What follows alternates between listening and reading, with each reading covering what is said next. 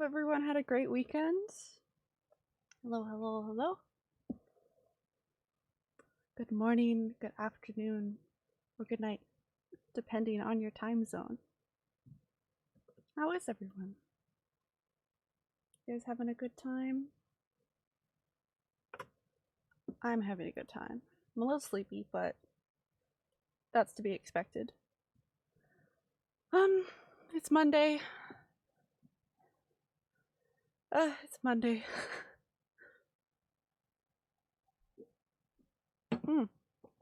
So we're playing DreamDaddy, hoping to get through a lot of it, a big chunk of it at least, because I want to start Doom Eternal. I'm also trying to learn Apex. Struggle stream, or struggle game, I guess, but it's coming along. But yeah, I think there's nothing really to update. I didn't really do very much on the weekend. Did you guys do anything interesting? Anything fun? I hope so, because that's always better than, well, then again, doing nothing is also kind of good, so. Anyway, hopefully that's not too loud.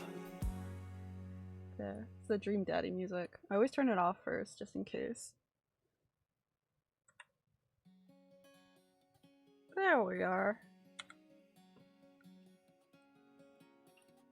Maybe a little louder? Either way, we'll continue. I'm guessing this is the most recent one. I've made regret decisions with all of these options, but I think Brian was my most recent. I don't have any dad book messages.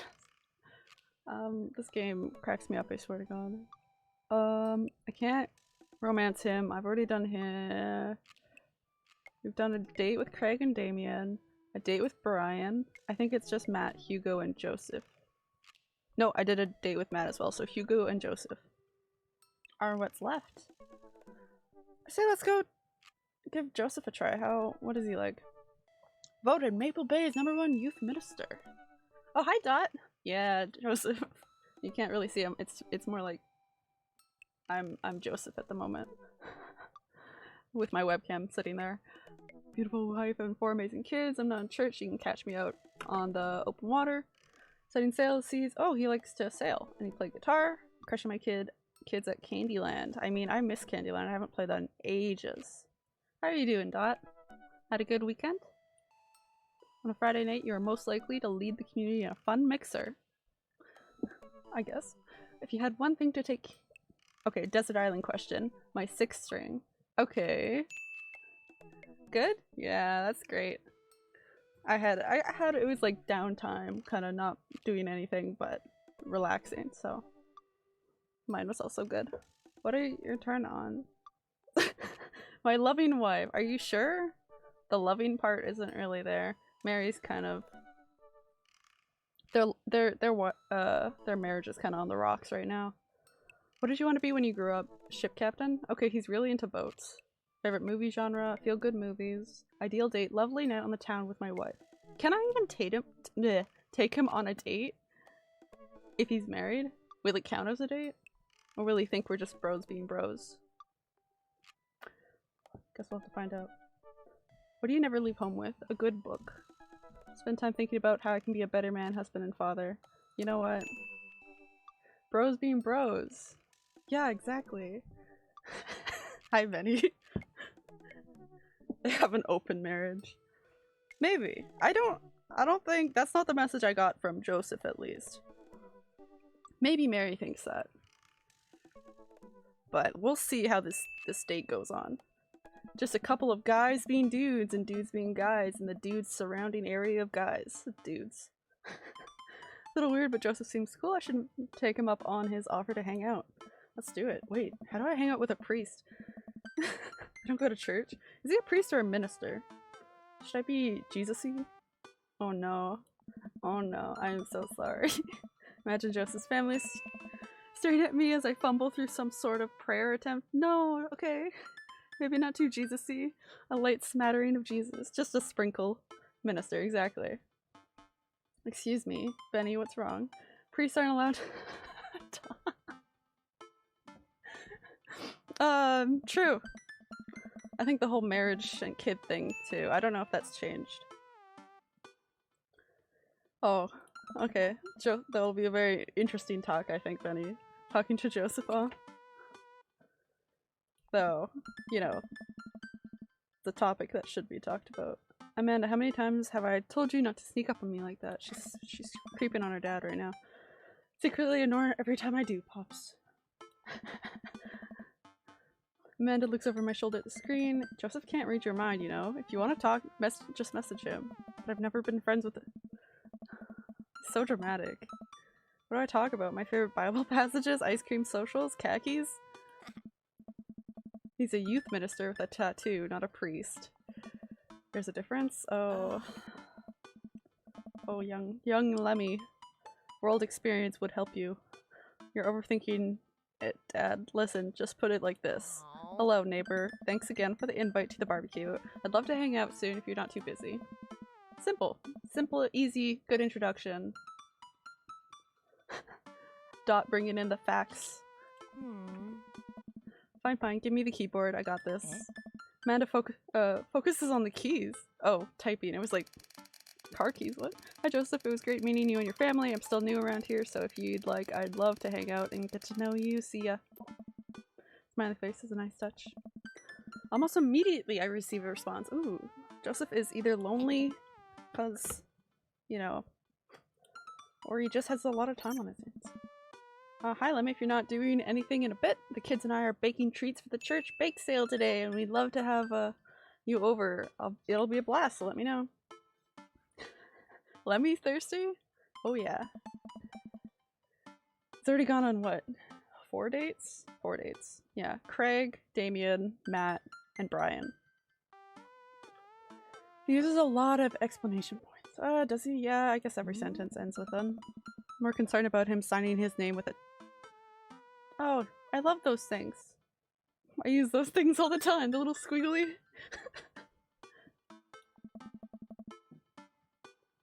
Yes, I am drinking an energy drink, though, because I was sleepy, so— Oh, forgot to drink it, actually.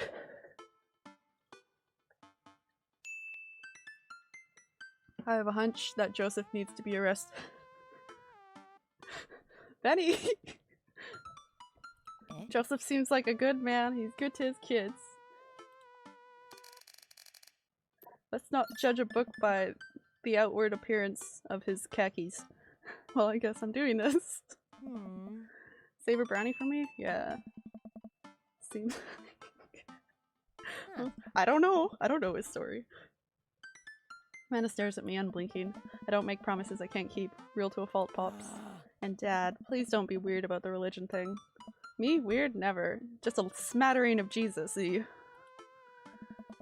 Whatever, he said. Make the short walk over to Joseph's place. Don't be weird, Lemmy.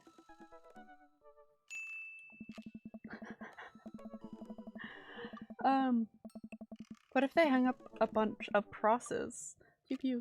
Or collect these little porcelain babies. What if they're all— Okay, the porcelain baby things, I think like most people have seen those or know somebody that have them. My mom has a whole bunch.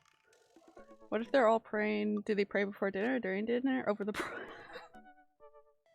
over the porcelain babies? What religion is that? Sign me up. The door begins to creak open, a shadowy figure obscured on the other side. Who's there? Is it the toddler? Lemmy? The one I haven't seen yet? No. It's this angsty little boy. Joseph eldest. What's his name? Christian? Christopher? Oh. Oh no. Krish? I think it was something weird.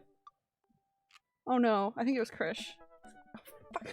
Why would it be Krish? That doesn't make any sense. What's Krish mean? Oh, I'm an idiot. Okay. Chris, right. Hi again, it's Lemmy. I'm Lemmy. Lisp. I know what your name is. Crisp. Makes it sound like potato chips from England. We met at the barbecue. How's the life? Childhood? I don't know. Please don't say it. Jesus. Chris, short for Christian. Exactly. They are two different— they can be two different names. I know people like originally it's just from Christian, but I guess people like use Chris as an actual real name, like separate from the whole shortening part. Chris blinks slowly. Maybe you didn't hear that. Names are weird. Names are weird. Like, not only are they just weird, but like each culture has their own take on certain names. So like, there's different spellings and different ways to say certain names. Like Bear. I know somebody named Bear, but like, but in like Sweden, I think it's like a common name. Or Bjorn? I don't know. Names are weird. Is your dad home? Names are banned. Nobody has names anymore. We're just numbers. Chris walks into an adjacent room, leaving me in front of the open doorway. I'm stumbling over words. Home? This was a great first impression. I think so too. This is the third time you've met them, but okay. Just go in, further subjecting Joseph's family to my winning attitude and artful charisma and mostly anxiety. Wait, Aaron and Aaron?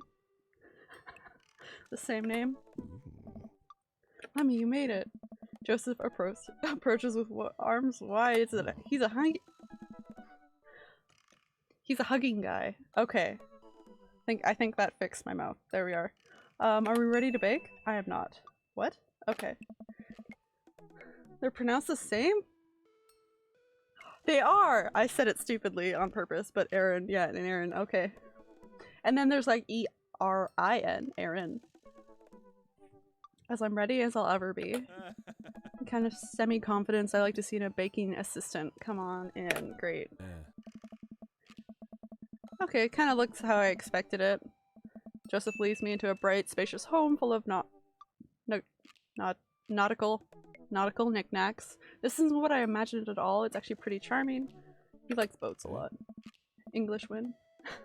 Sure, totally mispronounced on purpose. Aaron? Are you kidding me? It's a real name. It is a real name. That's exactly how you pronounce it. There's no other pronunciation for it. It's like saying goatee should be said the same as fish. I've never heard that one. Oh boy. Are you going to apologize? Oh right, sorry. I try to make eye contact with Chris, but he keeps looking away. He must be really shy. I think he's just angsty. He's too much Jesus. Next time, just be a little bit more inviting to our guests, okay? Sure. Chris seems to relish the chance to escape the conversation and quickly vanishes into the room. Joseph turns to me apologetically. Yeah. Too much Jesus. Jesus overlord. Overload. Overlord. Don't take it personally. Chris likes to keep to himself. I mean, we didn't start off on the best foot. Please, being the eldest in a big family can't be easy. We try to cut him a little slack where we can. He is my overlord. And here are the twins, Christian and Christy. That's the Christian. See, like Chris and Christian? It's like, whatever. Say hello to Lemmy. Hello, father. Hello, Lemmy. Creepy. Kids, come on, dial it back on the creepy twin shtick. Creepy twin shtick. Oh, we should get to baking. Let's just move on. Be better if I don't shift the power dynamic of the creepy nightmare twins. I don't know. I kind of enjoy it. I would also be chaotic if I was a twin. So, like, F, like, in enough. Okay. O, like, I like some people say in W and T-I, like in nation. No. Doesn't work. The vowels don't work. Doesn't work. I don't know who said to you, Betty, that they think that's how they pronounce it. They're wrong. Wikipedia? What the hell? Who changed it? I'm gonna have to have a few words with them. Well, okay. A few words. Get it? What do you want to do? We have to perform surgery. Great. Okay, guys. We've been over this. Please stop cutting open your toys. I mean, if you haven't at least, like, took apart one of your toys as a child, were you really that curious? It has a citation. You don't have a citation. I don't have a citation. No. I can't remember how to citate for artifacts. They run out of the room giggling. After a second of relative silence, Joseph turns to me, grinning sheepishly. You ever have more than one kid, Lemmy? I don't. Nope, just the one. Should try it. Just let me go steal one. We both start to laugh, but are interrupted by a loud crash from the kitchen. What now? Cite your sources. My birth certificate? That doesn't sound good, Christy. I guess I do have. That would technically be a source. No one responds. Joseph furrows his brow and motions for me to stay where I am. Okay. Wait here a minute. Joseph rushes into the kitchen. I remember this with Amanda. Half of fatherhood is trying to keep your kids from finding creative ways to kill themselves. And he's got 4. Talk about worry. I take a seat on his surprisingly pristine couch and twiddle my thumbs, the ones littered with stuffies.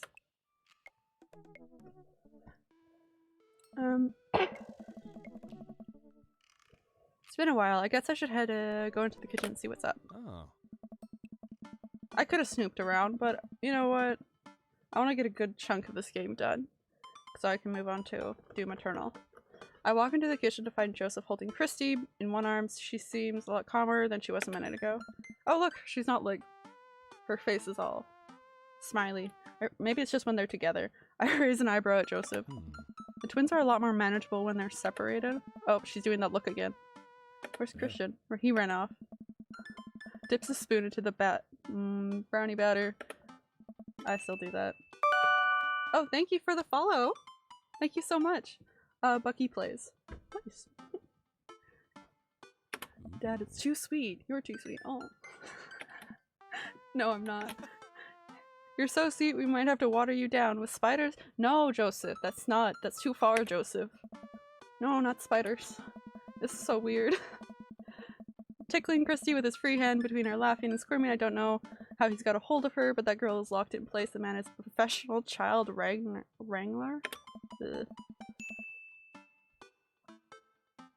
I forgot about my chicken in the oven. Someone is gonna pay for this if it's dry as hell.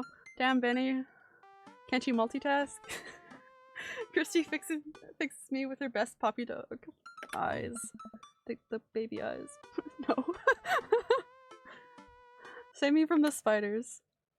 Renegade option. What the hell? Spoon duel the Spider King. I don't know what the renegade one would be. I grab a spoon, point it in Joseph's direction, unhand her foul beast.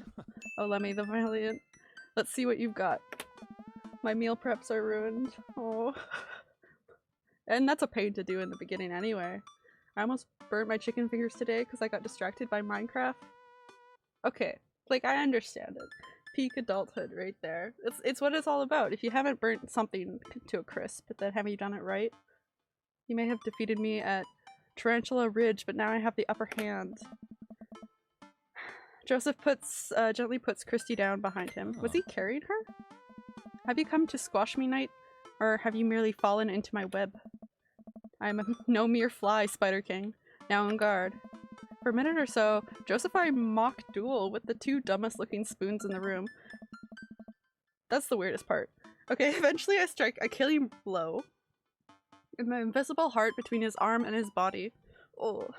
And Joseph recoils in horror. Oh, cracker. Blast. Okay. Blast, I am defeated. You could never best me, Spider King, for I have the power of... I sneak a taste from the batter. The magic. Oh man, that was way too sweet. Christy begins jumping up and down excitedly. My hero. Hugs my leg before making a surprisingly fast exit. I mean, at least you got a hug. Never mind my chicken, it's fine. It's damn good. Damn good! That's right, Betty! Master of chicken.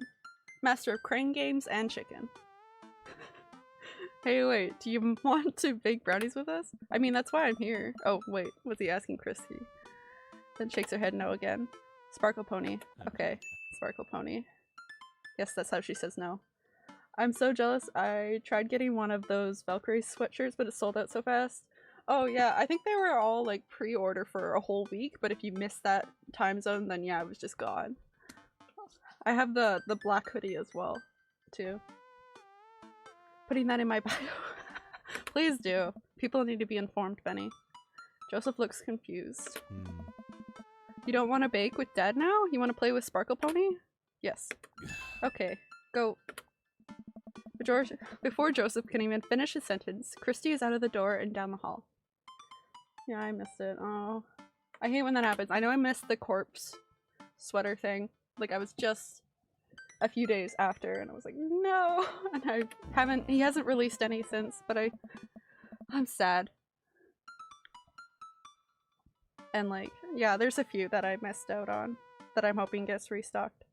Joseph sighs deeply as he stares into the chocolate batter. He tastes it again, face twisting, way too sugary. Way too sweet. What made that crash? Egg beaters on linoleum floor. That is noisy. It's my new He's so... You know, I think he'd be a fun dad. He seems like a fun dad, though. New techno single. Still haven't thought of a B-side. Oh, a tape. Okay. Going old school. And the deed is done. Did you actually add it to your bio? I'll check later, but oh my god. Now we're both looking into the batter. It's got a sticky sheen of sugar and chocolate candies throughout it. Candies too? Okay. And I have a feeling Christy had something to do with it. Yeah. We need a fresh start. You did? Okay. I'm here for it, Benny. Need a fresh start. Oh, yeah, like I said, I'm not really a baker, but yeah. I mean, Lemmy has really done nothing. He's new to everything. Don't even sweat it, the bag came with instructions that have mysteriously vanished along with my daughter, so we'll probably be fine. Probably. I mean, Google it, but that's okay. He doesn't really know how to use his phone either.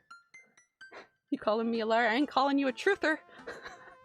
Yeah, probably. He certainly looks confident. Alright, Lemmy. You've baked a cake from a box before. Once. How hard could this be? Pretty hard if you don't actually know what you're supposed to put in it. Now grab a spoon and get ready to rock. Mario Batali, save me. Joseph and I get to work, cracking the eggs and mixing the things and then pouring the things according to how we assume the back of the box would tell us to. It's not really that hard if it's boxed. It's like a cup of oil or milk or water or something. It depends on the brand, I guess. Things go according to plan, and soon enough, and like 2 eggs or 3 eggs. Soon enough we have a solid batch of brownies. Ew. Wait. Joseph. There's a little dot of batter on his nose. Wow, Lemmy. Way to use those dad skills. I bet you've baked a few box mixes in your time. His nose. He's a married man, Lemmy. All we have to do is bring these to the bake sale and voila! Duty done. Ahem. Oh. Now help me find Christy. Keep your eye out for the pony that sparkles. Okay. Joseph, hold still. Huh? What? Thumb in position and got it. Aye. Joseph's eyes go wide as I gently wipe the chocolate off his nose. Is he blushing? Oh. Oh, he's so flustered. Thanks. No problem.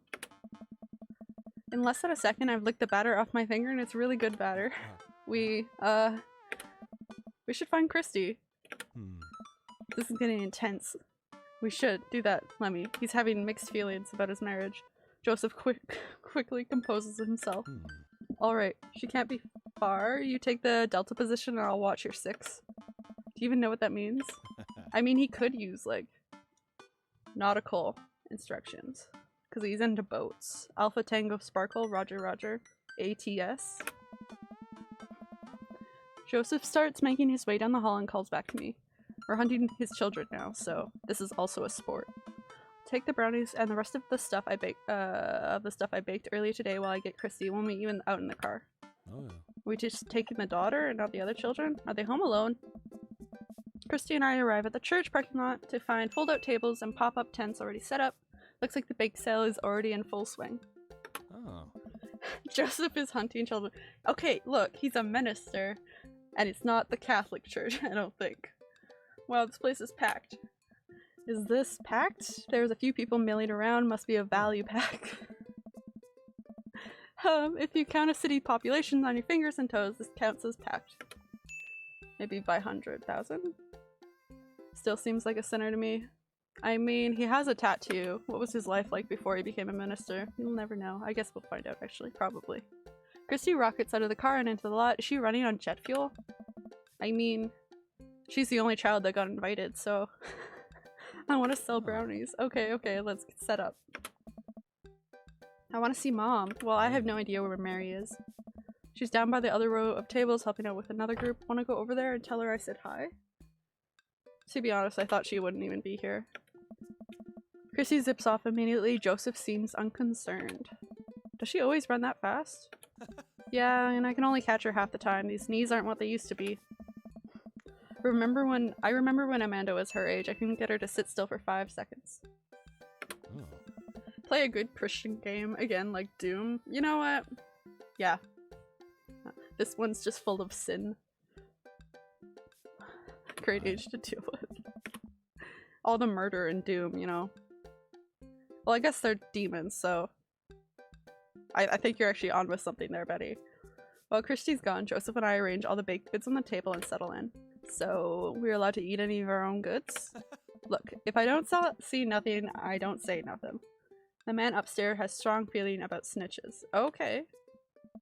Does he actually? Joseph shrugs. He eats a brownie. A little bit of a rebel. And it looks like some of the other stalls are selling drinks, little handmade crafts, and other sweets.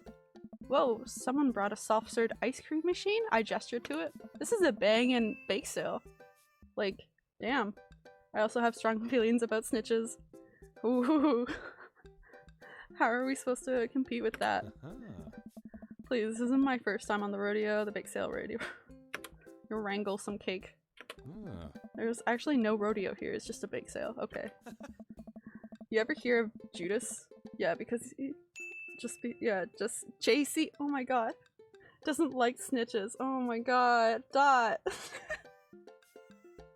Judas, no! Oh, that beam. I can't get out of my head. I think you and I put together can make one pretty convincing argument for these brownies, don't you? No snitching. We don't snitch on this channel. Sneak another brownie to easier for your public interaction. I hope so. Oh yeah. Okay. Because he's very anxious. Another brownie is stress eat my worries away. Stacks my hand before I can grab it. Focus, let me. Oh no, he didn't like that. God damn. You just said I could have some. Hey dude. Hiya. My date with Matt also didn't go very well. But also his name only has one T, so I am not that upset. Great to see you guys out here. Happy to support a good cause. Plus you know that as the owner and of the coffee spoon, an establishment that specializes in baked goods, I have to scope out the competition. This guy knows his stuff. Stay on your toes.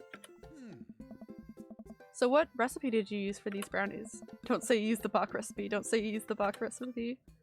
Oh god. Just like admit it right out. We improvised? We technically did. That's true. We're not lying. I just used the baking spirit move through me, you know? A little bit of flour here, a pinch of salt there. It's sort of like an interpretive dance, but with cooking. Interpretive cooking? What are these weird bots that keep showing up to my channel when I'm not live? Yeah. I use a thing called Seribot, which actually like kicks out bots while you're offline and online. If you check my like who's in chat thing, it's there and you can go to its channel and it gives you instructions on how to add it if you want. It's actually pretty useful. Interpretive cooking, yes. You can never make the same thing twice. Every batch is special. There will never be another batch of brownies with the exact flavor sensation that these have right here. These right here have. Ugh. It's a once-in-a-lifetime opportunity, Matt. The Chatterino and it shows who comes in and leaves. Yeah, that's weird. Alright, we'll take 2. Actually, we'll take 3. Damn right you will. I ring them up and high-five Joseph as our happy customers walk away. See? Not so hard. Yeah, I'm hot off the good feelings from the last sale. Who's next? I need some water. I'm dying.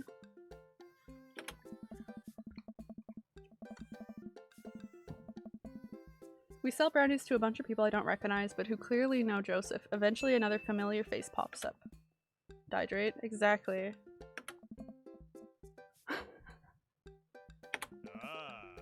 Close enough. Oh no, this is the guy I was on date last time. Can we interest you two in any of our fine sweets and treats? You sure can. I bet I could eat 10 brownies. Must resist urge to be competitive. Yeah, they have like a not very good competitive streak, and Lemmy's also a very bad like sore loser. Oh, let the man buy his brownies, man. So put that down for 10? Better make it just 2. One for me and one for Daisy. Coming right up. You excited for youth group movie night, Daisy? Oh, she's in the youth group. What's the movie? It's a surprise. He leaves over to me. It's the Fast and Furious. The whole franchise? You think about it, it's there's some heavy religious undertones? Last I remember, not so much, but maybe there is. I'm just missing something. Hands off a baggie to Daisy. I'm sure to give you guys the edges. See, I don't like the edges actually. I like the gooey middles. Clearly the superior part of the brownie. Topography. Thanks, Joseph. 2 customers walk off with their purchases. Joseph and I survey our stock. How much are left? Selling pretty hot. At this rate, we'll have enough money to pay for a new paint job on the church pews in no time. What happened to the pews? Bruh, what? Edges are ready? No. I'll have to disagree there. I like the soft gooey brownie part, not the edges. I mean, like, they're not bad. I don't think any part of a brownie could be bad, unless it's burnt. But yeah. Ernest sprayed painted his... Okay, Ernest. He's spray painting the church pews? Young Steinbeck is his rapper alias. You get all the textures. I like a single texture. I would have gone for Young Man in the Sea, but I can respect that. Oh, I get it. Speaking in ministerial terms, Ernest is hard to reach. In father terms, Ernest is kind of a turd. Ooh, call out. Okay, being a cool youth minister seems like a lot of work. It is, but it's worth it. Although, sometimes I wish... Never mind, what? It's kind of silly, but... Do you ever wish you could just drop everything and go lounge around on the beach somewhere in the tropics, drink fruity blended beverages, fall asleep on a hammock, you know, the basically live out a Jimmy Buffett song? I mean, it's also called a vacation, which you could go do. I have refined and complex palate, you do. Go for you. Like, you like multiple textures, you're appreciating the foods, you got your chicken over there as well. I think about this every single day of my life. My dream is to live in a Margaritaville. Okay. One day, my friend, one day we'll be on island time. Make a couple more sales, just have more church patrons. Everything seems to be going smoothly. Off in the distance, I spot my old buddy Craig. Craig's just everywhere. He's on the move. I think I've seen him like almost at every date. It's gonna be a hard sell. Craig's a fitness man. I think he comes to these big sales to test himself, to see if he has the resolve to refuse processed sugar. It's a test. Are you sure you're ready for this? We go way back. I got this. Craig is stalking us. He is. He's just with his children too. They're a team, tag teaming, just like sneaking around. Craig jogs up to our table with Briar, Hazel, and Toe. They're each finishing an ice cream cone, so it's unlikely we're gonna sell them on brownies too. Fair. Craig is a bad name. I don't trust anyone with that name. Have you met any Craigs in your life? I've never met a Craig. It's all come down to Craig. Hey bros. Hi Uncle Joseph. Hi Amanda's dad. Oh, okay. Would you be interested in one of our delicious homemade brownies? I don't know. Remember that one time? You can't spell diet without die. Oh my goodness. Tempt him? All good options. You have an uncle named Craig? Wow. No, and why is that clearly something not to be trusted? Dot, what do you have to say about that? You can't spell- I'm gonna do this one. Hear me out a second. When you really think about it, our existence is meaningless, right? Let me- Oh no. I'm not gonna win this date. We hurtle through our lives in a flesh prison that we never asked to be born to, submitting ourselves to the daily terrible calamity of simply having to get out of the bed in the morning. Life is tedious, painful, and altogether tiring. Rare moments of goodness are fleeting, so we look up to the sky and ask ourselves, is there any happiness in this 4K, happiness on this god-forsaken rock? Yes, there is. They're called brownies, and you should buy some. Oh, what a tagline. My uncle took in a geriatric blind and deaf dog that he found bleeding to death in the snow. Oh god. Good for Craig that he nursed it and like, damn.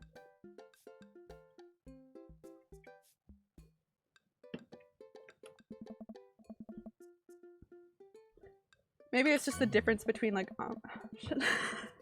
Uncle Craig and then Craig. Two separate beings. You gave him the nihilist. I can never say that word.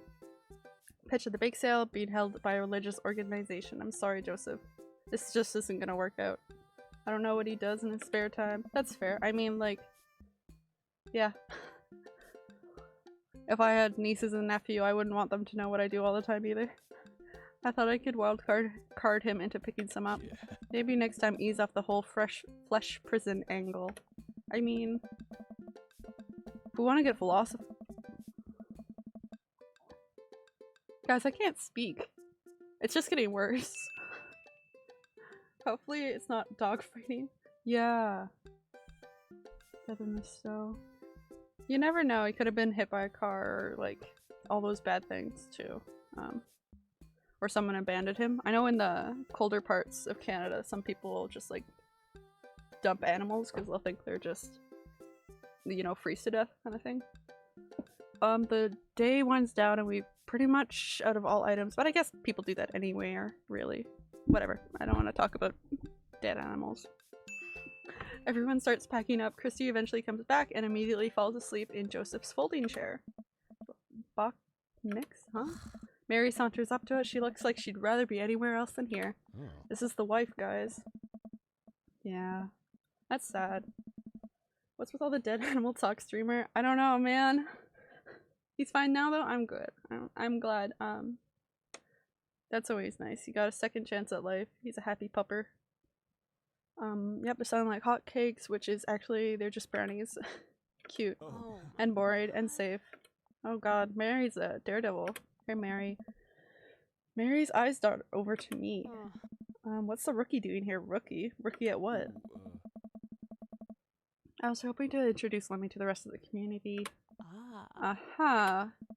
You get a load of this freak show? God damn, Mary. She's hitting it hard. What? Weird folk is all. Holier than thou types. Your husband is literally a minister. What is wrong with her? Yo, yeah, Mary is his wife. Don't you think so, Lemmy? She was also...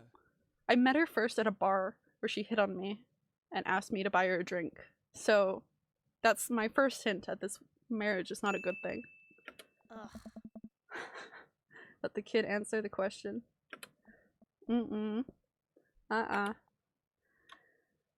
seem nice. They seem nice. I think that's the best option. They're all, they all seem like they're really excited to help out the church. That's pretty cool, I guess.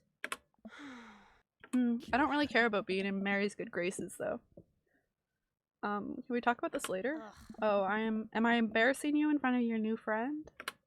Joseph doesn't respond, trying his hardest to keep his cool. Who is watching the children? Nobody's watching the children. They have 2 boys at home and a toddler at home. Can we please talk about this later? Both of you are not very good parents right now. Sure thing, honey bear. Terry turns her attention to me. God is watching their children. Hand over the cash. Hey. Jesus, I'm not trying to rob you. I'm in charge of the funds here. I don't trust her. I hand over the cash we made. It feels like a hefty wad if I may say so myself. Thanks. Now give me your wallet. What? Hey. Give me your wallet. You think this church is gonna fix itself? Holy shit, she's shaking me down. Hey. I'm kidding. Sorry. I'll work on the whole pretending to be happy thing. Leans in and whispers to me. He's really good at it. Did she just call him out on pretending to be happy? Like, Joseph? Her husband? She's like, yeah, he's pretending to be... Just, like... Stop. Mary walks off without saying goodbye. Yeesh. Speaking of puppers from earlier, looked like Mary had some sweater puppies. Betty, you and your pretty girl addiction. I'm really sorry about that. Are you okay? She really likes pushing your buttons, huh? Maybe I shouldn't ask him about his marriage. It's probably personal. No marriage is perfect. You really head out? Okay, that ended.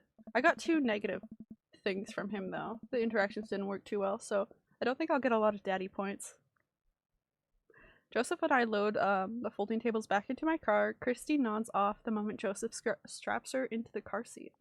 Ugh. I drop Joseph off in front of his house. A small yawn sneaks out of me. Looks like I tuckered you out, huh? Not all pretty girls, only pretty...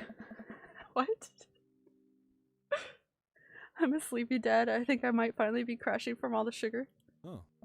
I won't be keeping you up then. Thanks for helping me out today. Happy to do it. Also happy to eat brownies. Well, next time I promise we'll do something a bit more exciting and a bit less free labor. And I'm very sorry about the whole thing with Mary. You shouldn't have to see that. It's fine, really. I feel so bad for Joseph. Like he's apologizing for what happened.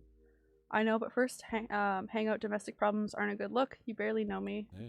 Let me make it up to you next time. It won't be Margaritaville, but we'll do something fun, promise. I smile. I'd like that. Oh, and one last thing. Joseph tosses a cling wrap brownie through the window. It hits me in the face, but I'm able to catch it. Perfect. It's the last one. You earned it. I get brownies. Please don't leave me alone with this brownie. Nope, too late. It's already walking away. I'm already walking away. But, bye! Walks up to his home. He waves to me before carrying Christy inside. Well, looks like it's just you and me, brownie. I'll save it for later. Amanda might want it. Pocket the brownie. This might come handy down the road. Oh, Betty. I step inside to find Amanda doing homework on the couch. Good for her. Good. She has to get her grades up anyway. Hey, father unit. I would destroy brownies right now. Right? They're so good. Hi, child that I am required by law to care for. How's homework? It's really fun and educational. Really? Yeah. How long have you known me for? Right. How was the bake sale? Good, and I think I really could have made a good life for myself as a brownie salesman. Glad to hear it, except the existential, you know, flesh prison part. So what? Were there any extra brownies, or did you maybe sneak one, or think for a moment and realize I still have a brownie that Joseph gave me? This would be probably to do better in somebody else's stomach than mine. Heads up. Hey. Yes. Sharing is caring, guys. Wait, I hurl the brownie towards Amanda. It hits the wall behind her and falls on the ground. Nice throw. She scoops it up and smiles at me. Thanks, Pops. Hey, if you're not going to bed anytime soon, would you be game for some real... Okay. Real shark hunters of Orange County. Doesn't make any sense. I thought the last hunter got eaten by a shark. Huh? He did. Yeah, right? I think that at least the bake sale's over now, but I was dreaming of brownies, I think. I had like a craving yesterday too. I was like, something sweet please. I sit down next to her and cozy up with a blanket. Awesome. We gotta chill out, watch some Real Shark Wives of Orange County. Shark Wives? Shark Hunters. Shark Wives. Yeah, no, that's not a good rating. I think I've only had a good date with like Craig and Damien. Eat a balanced meal every day. Okay, Hugo's the last dude. He's also my daughter's teacher. Oh god. Let me listen. This is you from the past? Whoa, how'd this happen? Sword pass though. Man. Sword pass with brownies? I figured you're trying to reply to this because I know myself, but this is an automated message from you earlier this morning when it was socially unacceptable to go out and buy ice cream. I forgot I did that. I forgot how I did that as well. The future is amazing. Listen, life is short and ice cream should always be acceptable, but unfortunately, this isn't the society we live in. Bang the teacher so your daughter gets good grades? I mean, let's see if it goes well. And it's less the society we live in and more projecting my own anxiety about being judged onto others, but you know what I mean. He's super anxious. By the time you're reading this, it's certain time of day, which nobody will bat an eye for you to going out to buy ice cream. You know what to do. Be good. Me. This character's so weird. Don't skip the corners. How's that a dad tip? I'm so confused. You know what? I earned a treat. On the way home I decided to stop off and grab some ice cream, which I fully plan to eat directly from the tub. I spent a lot of time trying to figure out which type of ice cream I'd like to eat directly from the tub. Rocky Road, pistachio. Oh, Amanda would probably want to eat some too. Better get 2 tubs. She loves cookie dough ice cream. So do I. Hey, mister. I turn around to see Ernest. What are you doing here? It's Hugo's son, leaning up against the wall of the convenience store. Ernest? You're cool, right? I'm so cool. They have an addiction to being called cool, all the dads. You're about to get robbed. Ernest is gonna shake me down. Oh no. I mean, Mary was pretty intimidating. Oh no. This is like, I'm cool. That's better. But I don't see what that has to do with anything. Well, if you're cool, you'll help me out, right? I'm not gonna buy you liquor. Help me out. There's no fire involved, is there? Just clouds. You can give me 20 e-liquid. Oh, e-cigarette thing. Vape. Ernest, what's e-liquid? It's like Gatorade, you know, electrolyte Gatorade. I get it myself, but it's banned from there. Trying to run a gift on the cashier. Grift. Grift? What's a grift? Classic fiddle game. You know the deal. At least he's paying for it and he's not actually shaking me down, you know? If you're talking about balanced electrolytes, then I've got you, little buddy. I didn't know you played the fiddle. I swear to you, he doesn't. Just ask the clerk for the blue Kranz apple vortex. He'll know what it is. It's a scam. I'm getting scammed in every game I play. I pick up a tub of pistachio ice cream for myself. Who likes pistachio? I actually kind of do. And a tub of cookie dough for Amanda. I search around for some blue Crazen Void Starer. That is not the right thing, Lemmy. But you can't seem to find any. I turn to the cashier. Say, where's your finest e-liquid? Behind the counter, you got an ID? He looks...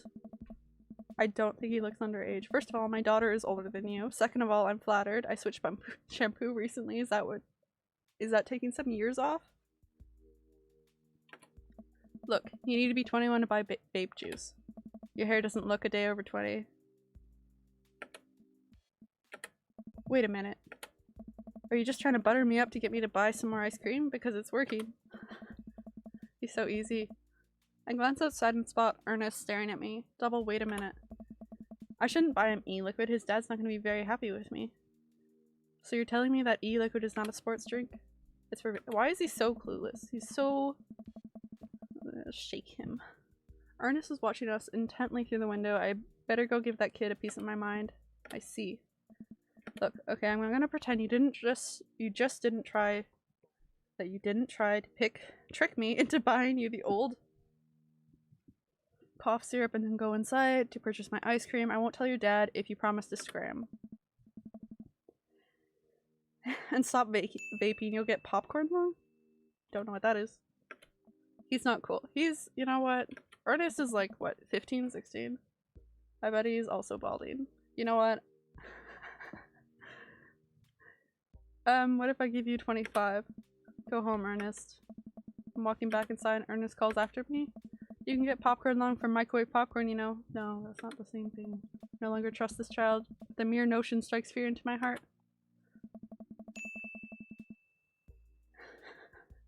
But then his dad won't like me, and I'm here to get laid, not— I go back inside to complete my purchase with a good cashier.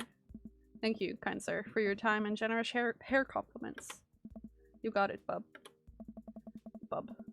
Glance out the window while I see Ernest's still outside. He looks like he's talking to some other poor sap. Yes, I should go outside and save this other guy some grief. Wait a second, that's definitely a cop. Oh boy. Grab my tubs of ice cream and bolt outside. Okay, we know he's not cool. Ernest is already face down on the hood of a squad car. Oh, he's getting shaken down.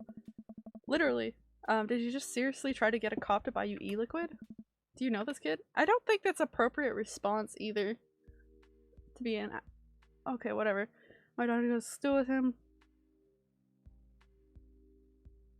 We don't really know his dad that well. But what one would more likely— oh, let's do that one. Just in case. I don't want him to be taken in or something. I know his dad. Listen, he's a good kid and I'm this boy's father. I turn around and see Robert walking up the street and towards the convenience store. Robert, the #1 coolest dad in the cul-de-sac. I still haven't seen his kids though, so. What are you doing? I want a lawyer. First of all, good first instinct. Remember that you're not required to answer any questions from a police officer without a lawyer present. You're this boy's father? Yes, sir. Ernest likes to lash out at me like this ever since the accident. Oh, I don't like talking about it. That's fine. Robert gets a wistful twinkle in his eye. It all started 7 summers ago. My hair was long then. New metal was still in style. Ernest and I were down in the Florida swampland scavenging for... Sir, I can leave you to take it from here. Sounds good. Thanks, officer. Ernest, come along now. You'll be cleaning grout from the rain gutter for a week thanks to this transgression. Police officer gets in the car, drives off. I'm stunned by how cool Robert was just there. Thanks. I want to say... Richard? Ouch. Don't mention it, Hemingway. Got in trouble plenty of times in my life just trying to do my good deed for the day. Will you buy me e-liquid if I give you $20? Child, I will end you. Hey, Lemmy, will you walk Ernest home with me? Sure. Hey, you know what, Benny? Robert didn't even buy him the e-liquid either. Ernest runs ahead, presumably so he won't be seen with us, which is the thing I think kids do. He reminds me a lot of myself when I was his age. Well, maybe I wasn't as dumb. Well, maybe. Seems like he tortures his dad. None of them are cool? I know. They try so hard. You should see what they react like when someone calls them cool. They get all excited. Seems like he tortures just about everyone. He even stole your wallet. What? What? Nope.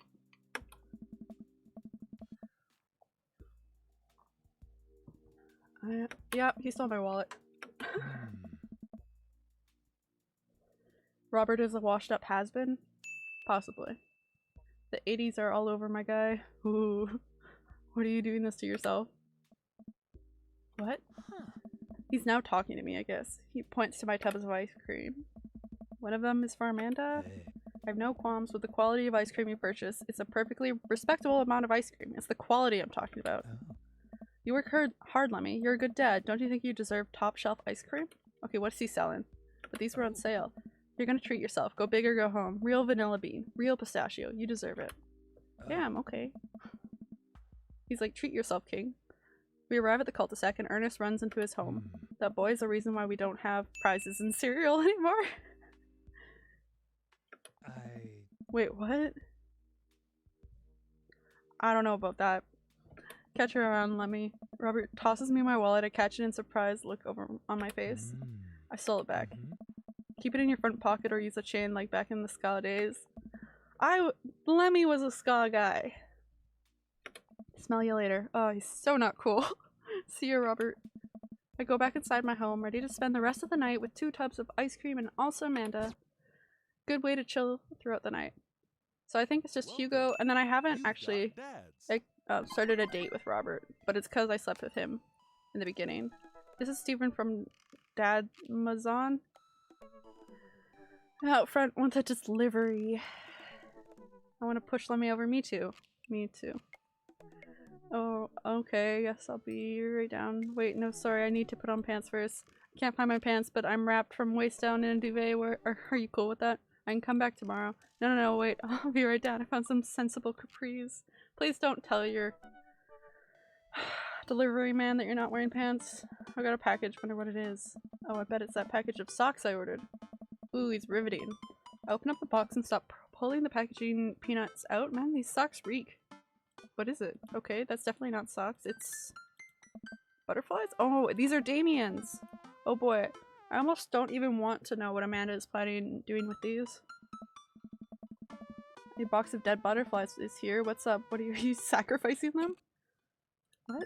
I think most teens have this.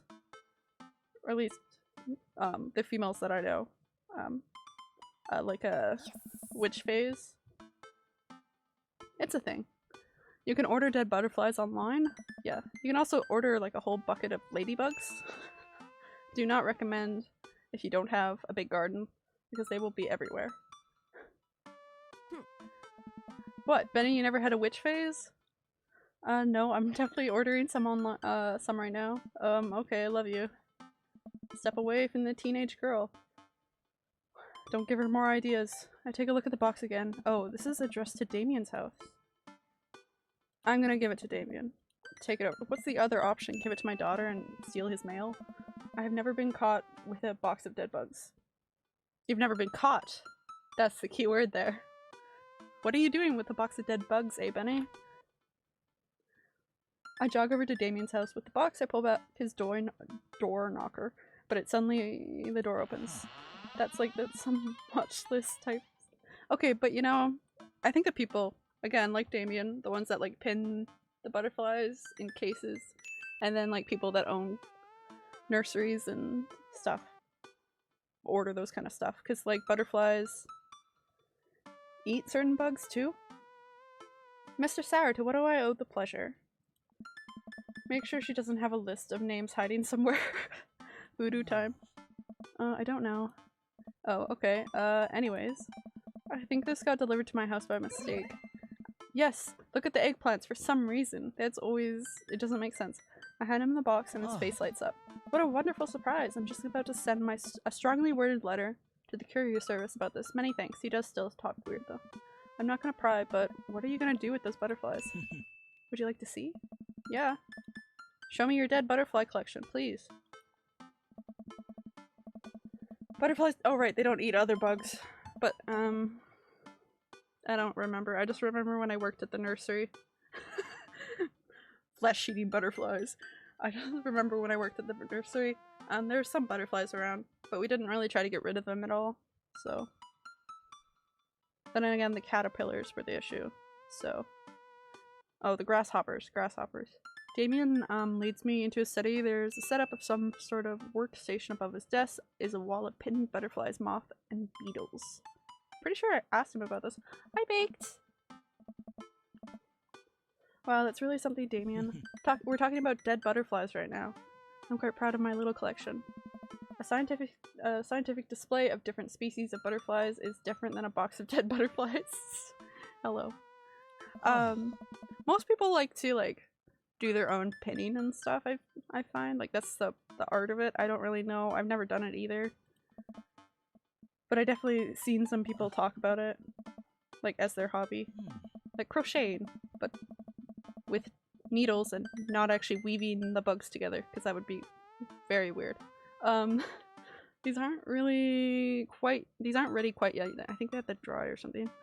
They'll need to be rehydrated overnight. Oh, they have to get the opposite of dry, so they're easier to work with. I have some over here that are ready to pin. You have a weird daughter. She might try stabbing someone. I mean, Amanda, she could do anything. She's a little hoodlum. Damien takes a seat at his desk while I hover behind him. He picks up a little triangular paper package and snips off the edges. He pulls back an all-black butterfly and shows it to me. I bet she thinks she's a wolf and hisses at other kids. Okay, look. They're playing a game, that's fine. Amanda seems like she's a pretty cool chick and that she can play good games with kids. She sounds energetic and, like, yeah, she gets into trouble and lights things on fire and might have, you know, a knife in her pocket, but ultimately, is she really hurting anyone? Maybe. But is she died? No.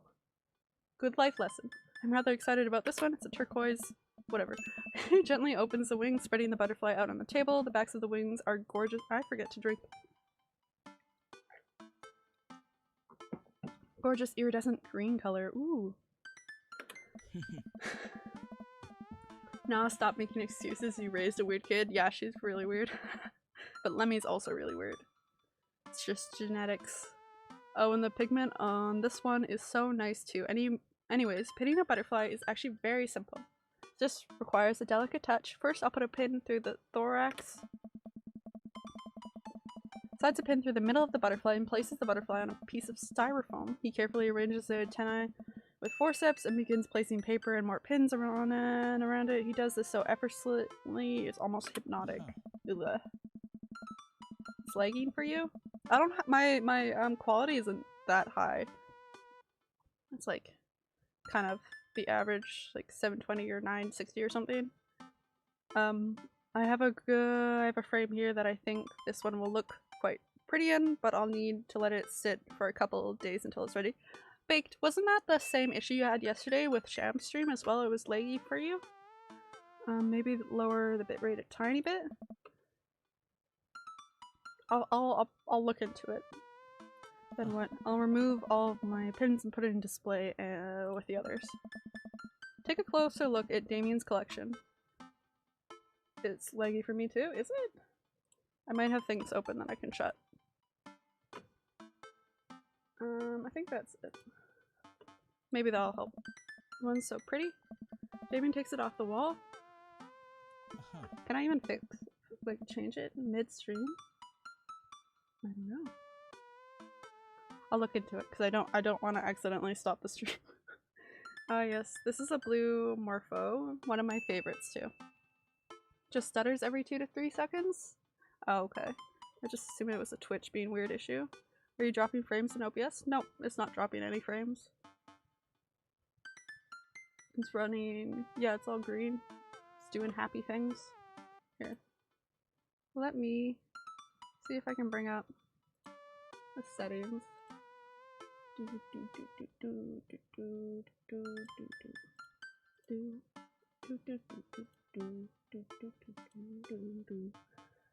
Can I change it?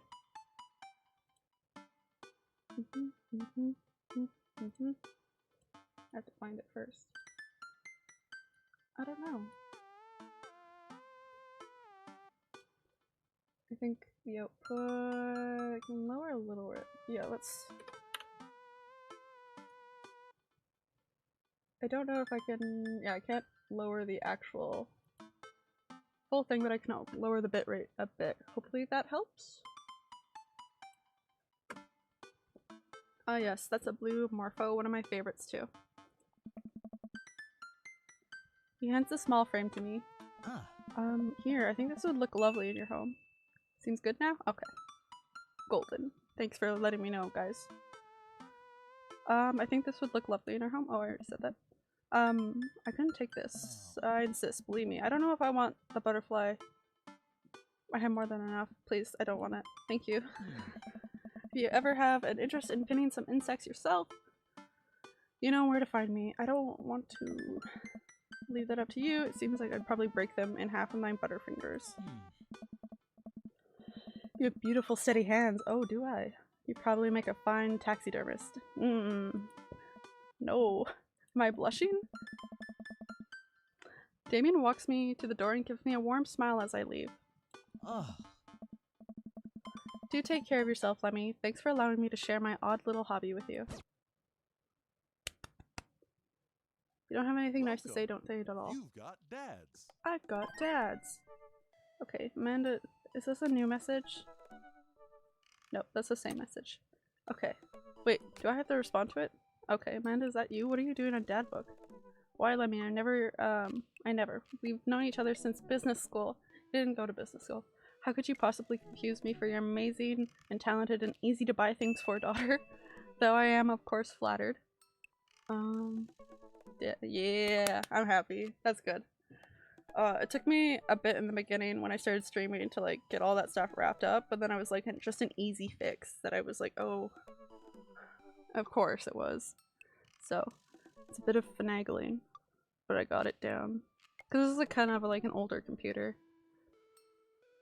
And to buy things for a daughter, though of course I'm flattered, should buy Amanda more things. Amanda, you know I didn't go to business school. I barely even managed to get my degree. Ooh, wait. No. Wow. I didn't say that. You never heard that. This is gold. I was a great student. I swear I graduated at the top of my class because I worked hard and ate all my vegetables. Totally holding on to this for later. Dad blackmail. What do you even remember that I majored in? I declined to comment. My nose is itchy today. Cool. Conversation ended. That was short. At least we've got those. Hugo is our next dude, and then I think I'll try Robert. Again, the reason why, because when I first played this game, we slept with him, but I later found out that if you sleep with them, you kind of ruin your chance of romancing them. Copyright claims on 1 second of video in a 5-hour upload? No, Benny, for your Resident Evil? Serial killer Robert? Yes, serial killer Robert. Middle school teacher, high school teacher, writer of scholarly articles on the 18th century literature for various esteemed publications. You're on here to tell me about my son, put a cherry bomb in your trash. I know, I'm sorry. On a Friday night, you're most likely to brew some strong tea and paint my miniatures. If you had one thing, this is the Desert Island question. A Remembrance of Things Past by Marcus Proust. Proust? I'm saying that wrong. What are you turning on? Muscles? Hugo's not hiding anything. Serial killer? Oh, Yakuza. Really? You got a copyright claim on that? For the second one? I'll look into that a little. You can probably dispute it for like fair use or something. What did you want to be when you grew up? Movie star? What's your favorite movie? Documentaries on art history? YouTube? Yeah, you can definitely do like a fair use claim on that. Dispute it. I did that for like DreamDaddy. Had a similar copyright one for my last video, so I disputed it and it worked. I normally do and win. Exactly, yeah. Unless someone is willing to fight it, you'll usually win it. What's your ideal date? Each of us read a different book on opposite sides of the couch in comfortable silence. Our date is just not talking to each other. Do you ever leave home without it? My glasses. Actually, I forget them at home a lot. You're not wearing them in the image either. Though you can't see because my head is there. I am currently Hugo. I worry that people are against e-readers. I'm more in love with the idea of books than actually reading them. Yes. I like both. Both are good things. There's something about physical books, but e-readers, nothing wrong with those either. At least people are reading, I think. Still pisses me off that someone can claim the whole thing for a few seconds. Exactly. Well, I think there's actually like a timestamp, right? They claim that, but it nullifies the rest of the video, which is really annoying, yeah. I navigate Hugo's dad book page and type out a message. What am I saying to him? Hey Hugo, great seeing you at the barbecue. Want to hang out sometime? Wait for a few minutes and the computer dings. Isn't he at school? I'm pretty sure he's teaching right now.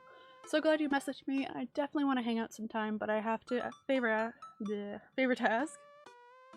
Oh no. Our class is going on a field trip to the aquarium. Actually, I wouldn't mind going. Aquarium today, and one of our chaperones called in sick. Is there any possible way you can come by and replace them? Think about it for a moment. Man, that's a lot of screaming kids that I'd be accountable for, and they're in middle school, arguably the worst age to be. Yeah, for some reason this is like a middle school to high school school. I completely understand if you don't want to or can't make it, but I'm gonna be honest with you here. It's a middle school class. I need as much help as I can get. It'll give you bonus points, man. Yeah, with Amanda hissing in the background, of course I'm gonna get copyrighted claimed on all my videos.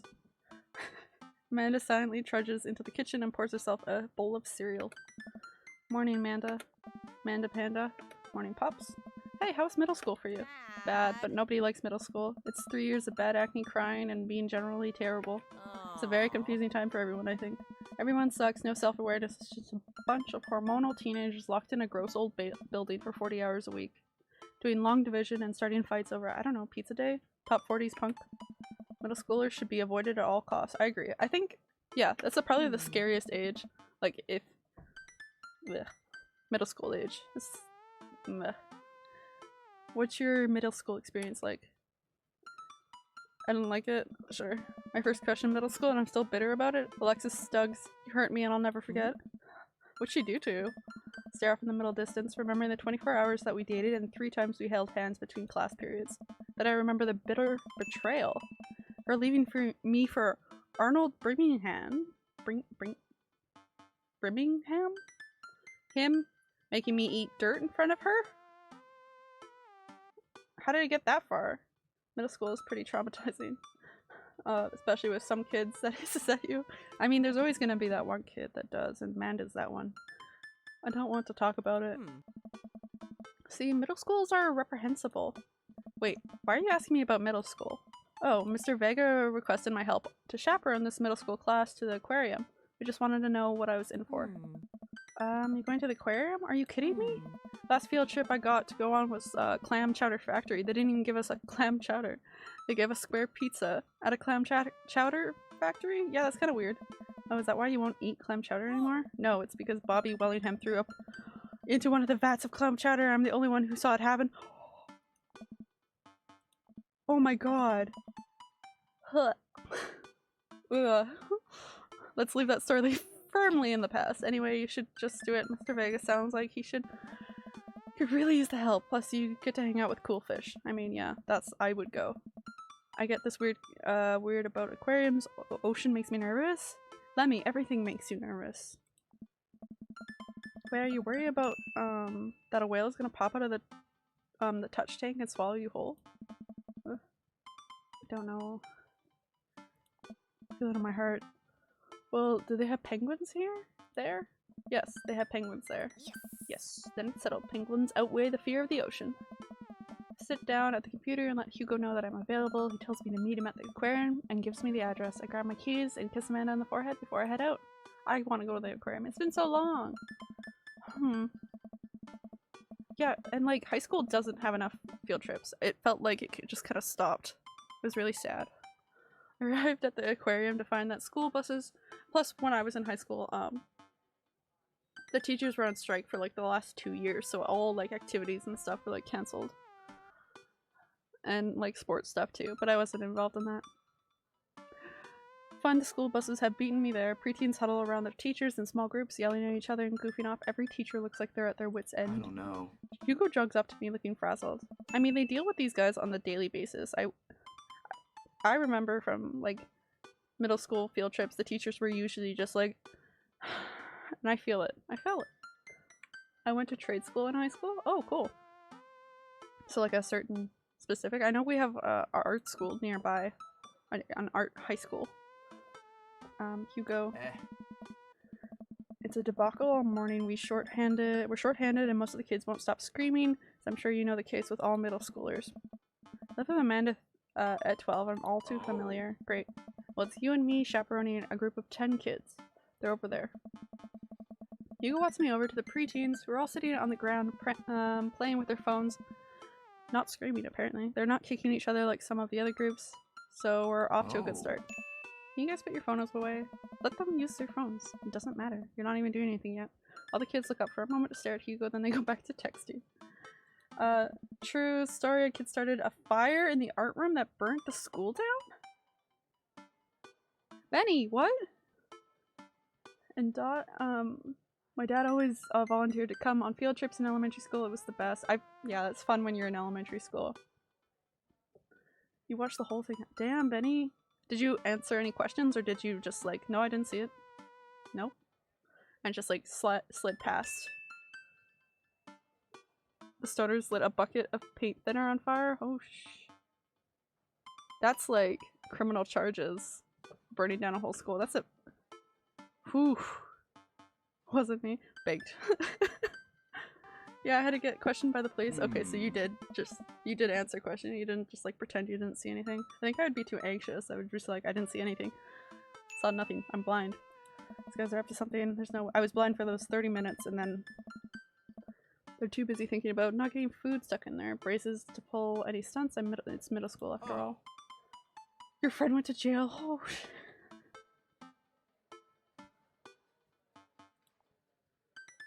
Damn, that's some story. Wow. Nothing that exciting's ever happened in my life. Kids start filing into the aquarium and Hugo hands out massive stapled packs of paper to each kid. Great, now they have to do homework while on a field trip. I hate that part. They're all due, like elementary school field trips were best because there are no like homework that you had to document. I remember like middle school and high school ones you had to like write things down and come back and do like whatever. They had to verify why they should go on the field trip in the first place to the school. I get it. Like they have to learn something. I think it's just their way of letting them go. What's in the packet? It's busy work so the teachers can have a moment's reprieve. I think the questions ask them to sit quietly for 10 minutes to think about the Great Barrier Reef. I love that. Oh, $4.5 million in damage? Yeah. Oh, wow. And then, like, Who pays for that, right? Teacher hacks, I like that. Wait, I thought you were an English teacher. What does the aquarium have to do with books? See? We just did a unit on the old man in the sea, nothing quite like introducing kids to the futile perseverance of the human spirit by making them pet stingrays. Stingrays. It gives us time to check out some of the exhibits as well, so come on. They have a phenomenal section on tropical fish. I want to go to the aquarium. While the kids sit on the floor and pretend to do their assignments while they text, Hugo and I wander to a large tank filled with brightly colored fish. Hugo points to a brown and white fish with long spines. Hey! Show me a picture of it. That's right there's a lionfish. Do you know their stomachs can expand up to 30 times in size? Damn. Have a lot of dessert in there. Their spines are venomous. Venomous. Nature is hardcore. I found news articles from 2007 just to reference it. You're like, here, citation. I got it right here. It's my source. You think that's bad? Take a look at this one over here. Hugo points to a spiny, grumpy-looking fish hanging out near the bottom of the tank. It's a bottom feeder. It's a stonefish, the most venomous fish in the world. They just, like, keep it there? Oh, they're relatively harmless as long as you don't step on them. What happens if you step on them? Tissue, necrosis.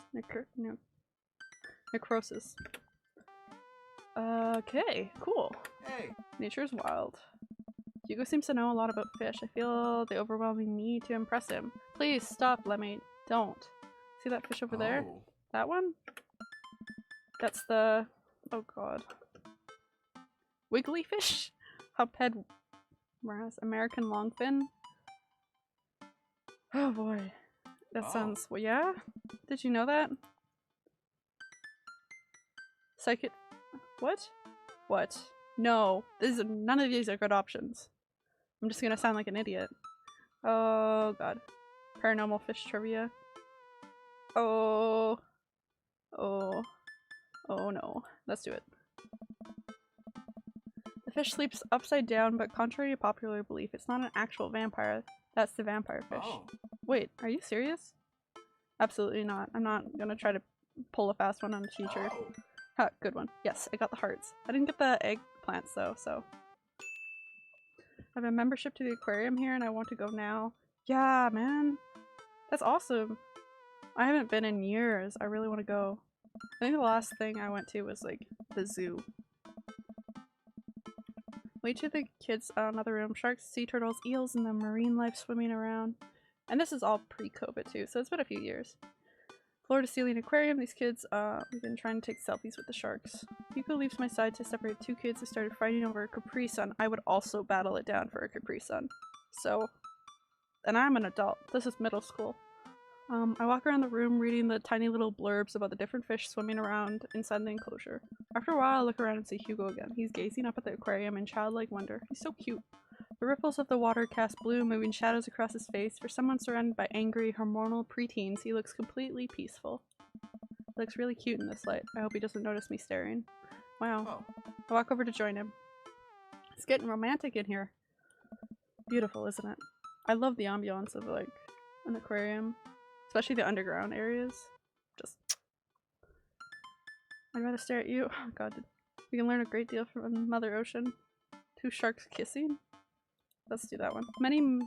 A great many mysteries lie in the ocean. It truly is fascinating to be able to observe it in settings such as this.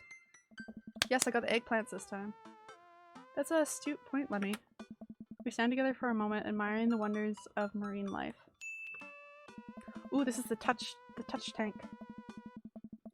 My town has an old Olympic village, and they converted a part of it into a zoo. It's so cool. That is really cool. I think my town nearby have an old Olympic village, but they didn't convert it into anything. It's just is what it is. It's just sitting empty. Because that's BC. We eventually make our way to the touch tank room, which seems to be the only thing that kids are actually interested in. The tank is filled with a variety of horseshoe crabs, sea urchins, stingrays, and small fish. I don't know what Canada does more like rescue like zoos than they do like just zoos. Like most of them are like rescue or like rehabilitation something. Like they always have programs like that. I don't know about American ones. I can't talk about them, really. But I stand around the edges of the tank and keep a wary distance from the sea life. Who knows what kind of nefarious plans those horseshoe crabs have for well-moisturized hands? Man. Yeah. Habitat thing. I love that because then you see all these animals that are just like learning to like get exposed to life and they're having fun and just being all cute and enjoying themselves. It's the best. Don't you want to pet some stingrays? I think I'm good. I think I could just stay over here and admire them from a respectful distance. Just give it a go, let me. Try it. Stick your hand in there. And informative. Don't make fun of me, but you know what? I've done actually a lot of things at the aquarium. Because I used to live near one when we moved. But I've slept over at an aquarium like 3 times. Like in the underground area, we brought like sleeping bags. And it's like the whale enclosure I think was in front of us, or the dolphin or something. Don't make fun of me, but I'm scared to touch them. I get weird when there's no glass separating us. I don't know what any of those things are, but I get the feeling that they will probably bite me in my delicious hands if I'm given the chance. But yeah, then we got like, I think one of them or 2 of them maybe, we got a tour through the back of what they do, and it's all like rehabilitation and all that kind of stuff. Nothing in this tank can hurt us. Stingrays have, but this is like elementary school, so of course I don't remember any of it. Have had their barbs removed. The horseshoe crabs may only eat little clams, and then anemones are perfectly safe to touch. Approach the tank, slowly dipping my hands into the cold water. I touch a stingray as it glides past me. They're the puppies of the sea! Give them a little pet! Animal rehabilitation is one of my passions. That's great, babe. That's amazing. That's awesome. I think it's such a good thing. Because there's definitely a lot of animals out there that need it and need help, and they have no way of asking for it. Or finding it themselves, really. I guess some wander it, but like ultimately that would be, you know, 1 in a million chances that they actually go. They do look for it in some way, but a lot of the times they're too scared to come across people. You get a lot less scary when you learn about them, right? I dive my hand back into the touch tank with renewed vigor for ocean life. I poke at some sea urchins and feel the hard carapace of the shoe horse crab. My hand brushes against Hugo's. So we reach for the same anemone. I pull away blushing. Oh goddamn. I've only worked with dogs and parrots? Oh yeah, I saw the pictures of the parrots you posted.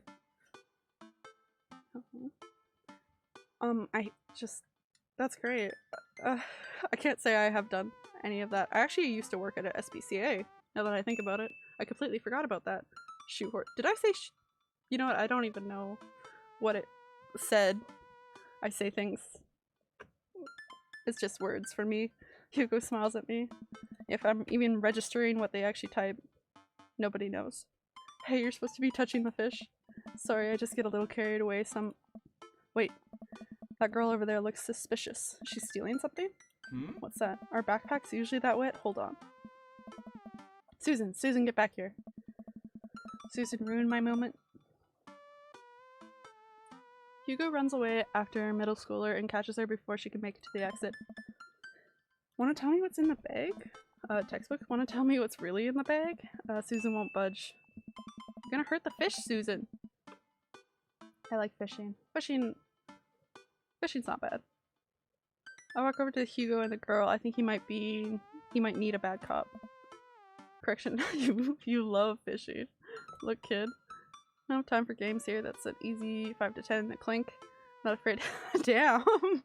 Oh, okay, not that one. Don't have time for games here. Trout season coming up? That it is. You're not a teacher. You can tell me what to do. And there's definitely a good way. Like, fishing definitely helps the ecosystem to a point. Like, as long as it's not a hatchery or, like, a spawning area. Like, it's a natural flow of things, right? As long as you're not oversaturated in doing it, but... can you please put that bag down? Next time we won't say please.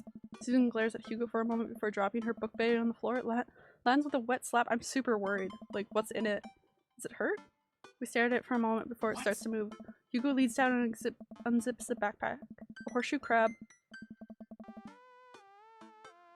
Shoe horse! I did say shoe horse. Horseshoe. Crab frantically scuttles out and across the floor. An employee swoops in and scoops it up, places it back in the tank. You would not place it back in the tank. They would take it to the back and make sure it was clean. She gives us a disapproving look. Jesus, Susan, what was your plan? I was trying to free him. To where? Outside? Where he was gonna die? Susan, go back to your group. We'll discuss this later. She's in trouble. And hands where we can see them. Susan sulks off, leaving me alone with Hugo. Gives me a pat on the shoulder. What is this chaperone business if none of the kids are around? Middle schools have sticky hands. Doubt that's the first time that will happen here. Or the last. In the next room we see a variety of smaller tank sea urchins, tiny fish, and rainbow of beautiful underwater plant life surround us. Yes. Look over here, it's so romantic. Hugo points to some seahorses gathered around at the bottom of the tank. One of them is in the middle of getting birth. We're really gonna dip into this topic? Oh. Okay. That's actually the male seahorse, sort of takes fatherhood to a new level, doesn't it? Hey kids, come check this out. There's a male seahorse giving birth. A low murmur from the students, they just jump back on their phones. Hey. Fun fact, male seahorses can even give birth and then get pregnant in the same day. Damn! Man, we thought we had it hard. Hey. I wonder if they have to deal with their kids' awkward teenage years too. All however many thousand of them. That's crazy. You seem to know a lot about marine life, Hugo. Oh. It's not really my specialty, but I do make a point to learn as much as possible whenever I can. I think that learning shouldn't end when you leave school. We should challenge ourselves to find out more about the things we don't understand every day of our lives. And you know what? I agree with that somewhat, because like, well, I'm not even gonna say somewhat. My dogs are boofing around. Because if you stop learning, I don't think you'll ever be able to grow or change as a person. It's very important to learn and change and adapt and grow every day of your life, and you will keep doing so unless you make the choice to stop. But I don't trust the ocean. We'll get there. Finally make our way over to the favorite part of the tour, the Arctic exhibit. Do we get to see the penguins? Hey. Yes, we get to see the penguins. Hell yes. Penguins. Oh, look at them. Our group of kids run off around the exhibit. They won't stop tapping on the glass of the puffin enclosure, trying to get their attention. Those don't look like puffin penguins, but okay. For at least a few moments, teachers, chaperones, and students alike seem to be having a great time. What was I so worried about? This isn't so bad. Hugo suddenly grabs my arm. Oh my god, there's a student in the penguin enclosure. Great. Oh my goodness. Wait, just kidding. It's very bad. Is it one of ours? It most certainly is. Molly Henderson, Susan's friend. These girls, like, it's always been, besides Ernest, and honestly, I think there's just a lot of female kid characters. Yes. Sochi. Female characters, but they're all chaotic as hell. I look over to the penguins and see a determined looking kid crouching behind a rock. She's hiding just out of sight of one of the employees. Over the side of the enclosure I see the door to the exhibit ajar. Was that unlocked this whole time? Game doesn't know the difference between penguins? Yeah, right? Like, at least draw the correct ones if you're gonna do a background. We gotta stop her before the staff sees and bans our school for life. Hugo looks around. I'll create a distraction. Oh my god, this is even a worse option. Everybody. I have an announcement. The whole room turns towards Hugo. Here's a few facts I bet you didn't know about penguins. Everybody just stares at Hugo, confused. Well, this is my shot. I run into the enclosure and I'm greeted by a cold blast of air. Just, hey. The girl whips around to look at me. Her nose is pink from the cold. You can't be in here. Neither can you. I try to walk over to the girl, but the ground is so icy that I end up slipping. The whole thing isn't just ice, you know. I catch myself before I hit the ground, but the girl still laughs at me. Contrary to popular belief, penguins are birds. Birds are traditionally known to fly, but penguins cannot. So I can understand some confusion when we're discussing the birdness of penguins. The crowd is still somewhat enraptured. Hugo's just doing his teacher thing, you know? Kid, what are you even doing? I'm letting the penguins go. They deserve freedom. What is with this? First it was it Susan? Now it's Molly? They just on a freedom binge? What are they even gonna do? They're gonna live in my closet. Look, I don't even have time to argue about this. We gotta get out of here. Hi, Street! There's a girl in the penguin enclosure right now, so it's a bit chaotic. Middle schoolers, right? Little known fact is that penguins only live in cold climates. With some exceptions, so they don't all live in cold climates if you're splitting hairs here. There's some tropical ones. Did I mention that they don't fly? The crowd is starting to lose interest. I'm running out of time. Oh man. I think that's the best option. I prepare to raise my voice. No, that's not laying down the law. Then I hesitate. Is it weird for me to raise my voice at a stranger's kid? Like, is it bad? Is it a parenting faux pas or something? Money. Give me money. Oh, she would be bribed. I'll give you 20 right now if you can leave with me. That's not the option I picked. Molly thinks for a second. Okay, we'll give it to me right now. I reach into my pocket and pull out everything I have, examining each bill. Okay, well, I have $12 and some change. And there's a button here. Is that enough? Pay me the other 8 later. We have a deal. She's an entrepreneur. Oh, street. We moved to shake our arrangement before I suddenly realized there's a wave of penguins on their way out of the enclosure. We're gonna have to block these birds. Oh no, they're gonna escape. Pet every dog. Dad tip number 53. Oh god. I don't even know how to play this game. Ah! Do I hit them? Oh no, I don't want to do this.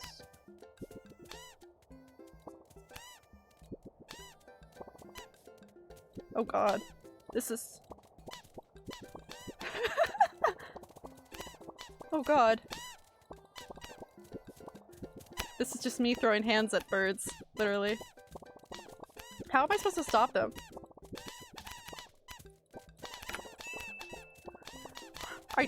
Do you hear the clapping noise? I think that's the best part. Sweet, sweet. How do I do that? Oh god. Okay. Oh, he's sad. None of them escaped. None. Good. I don't know about PETA. I'm sorry, guys. You gotta smack a few penguins sometimes. You don't, please don't smack penguins. This person is evil. I mean, now that you've seen it, I just have to reveal my evil persona. Ooh, glad that's over, but just in time too. Looks like Hugo's wrapping up this diversion penguin speech. Oh. That's why I think penguins are one of the best animals in the world. I can't believe I had to smack penguins. What kind of minigame is that? A few people in the audience clap out of a sense of duty. Everybody starts dispersing. Hugo spots us from across the way and runs over. Molly, what are you doing in there? Is liberating animals, Mr. Vega. You realize that the penguins can only survive in Arctic temperatures, right? You would have had a dead penguin on your hands. Well, it was the thought that counts. No, Molly, it wasn't. Only turns to me. You owe me $8. Sweet What? Manchego. Just, I'll pay you later, kid. Molly runs off towards Susan, I suppose, so that they can compare animal theft notes. That's kind of on point, though. I could see that happening. But it's gym time, need to go hit people. Have fun, Benny! Have a good time at the gym. You're not off the hook, Molly? Lemmy, did you just bribe a child? I didn't even select the option. I didn't know what she's talking about. Can't pay by the rules when there's penguins on the line. Oh my god. Oh, I didn't even select that option. Listen, man. We've all done dark things in our lives. I'm not the young, bright-eyed youth I used to be. That person believed in a world where you wouldn't have to bribe children to save a penguin. The me today knows different. I only wish I could go back. Let's just get through the day and get out of here. I don't think he liked that. With the day finally coming to a close, the whole field trip is ushered through the gift shop, and we make our way back to the school buses. As we leave the aquarium, the kid loads into the buses. Hugo pulls me aside. Hey, Lemmy, thank you so much for helping out today. You're a lifesaver. That I am. It's no problem. It's actually kind of fun. Let me take you in next time. Make it up to you. You like cheese boards? Who doesn't like cheese boards? Love cheese boards. I'm all about cheese boards. There's nothing on earth more satisfying than a good cheese board. I love cheese boards. Great. Well, I gotta make sure the kids don't steal anything else. See you around. I walk inside to find my house empty. Where's Amanda? What are our pandas at? Before I know it, Amanda pops into the front door. What you up to tonight? Just doing some homework. How was the aquarium? It was an adventure. Some kids try to steal a penguin. We've all been there. Amanda! Damn, okay, she's chaos. I had to run and grab her before any of the employees saw it. You got to go in the penguin enclosure? Did you steal a penguin for us? No, Amanda. Things were stolen thanks to the valiant efforts of myself and Mr. Vega.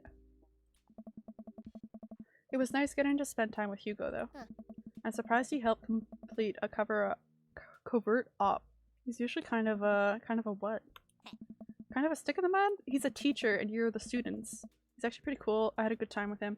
Actually, I'm still friends with one of my high school teachers. He's actually pretty cool. I had a good time with him. Friends. Like, not like close, but I mean.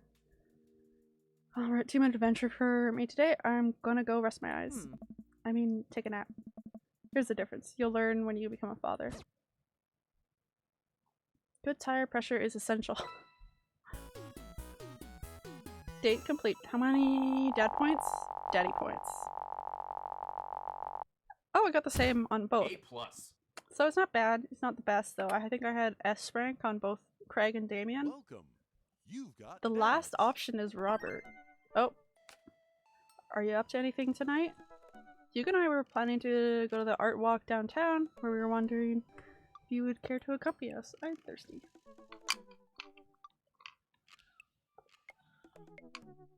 I normally write a letter longhand, but I've run out of distressed parchment paper. Oh boy. Oh, why can't I see Damien and Hugo's chat? Am I a hacker? But I don't even have the hacker alias. The feds are gonna bust down my door any moment now. FBI! Oh, did I? Gotta destroy this computer. This is a group chat. Oh, thank God. Do either of you know how to destroy a computer?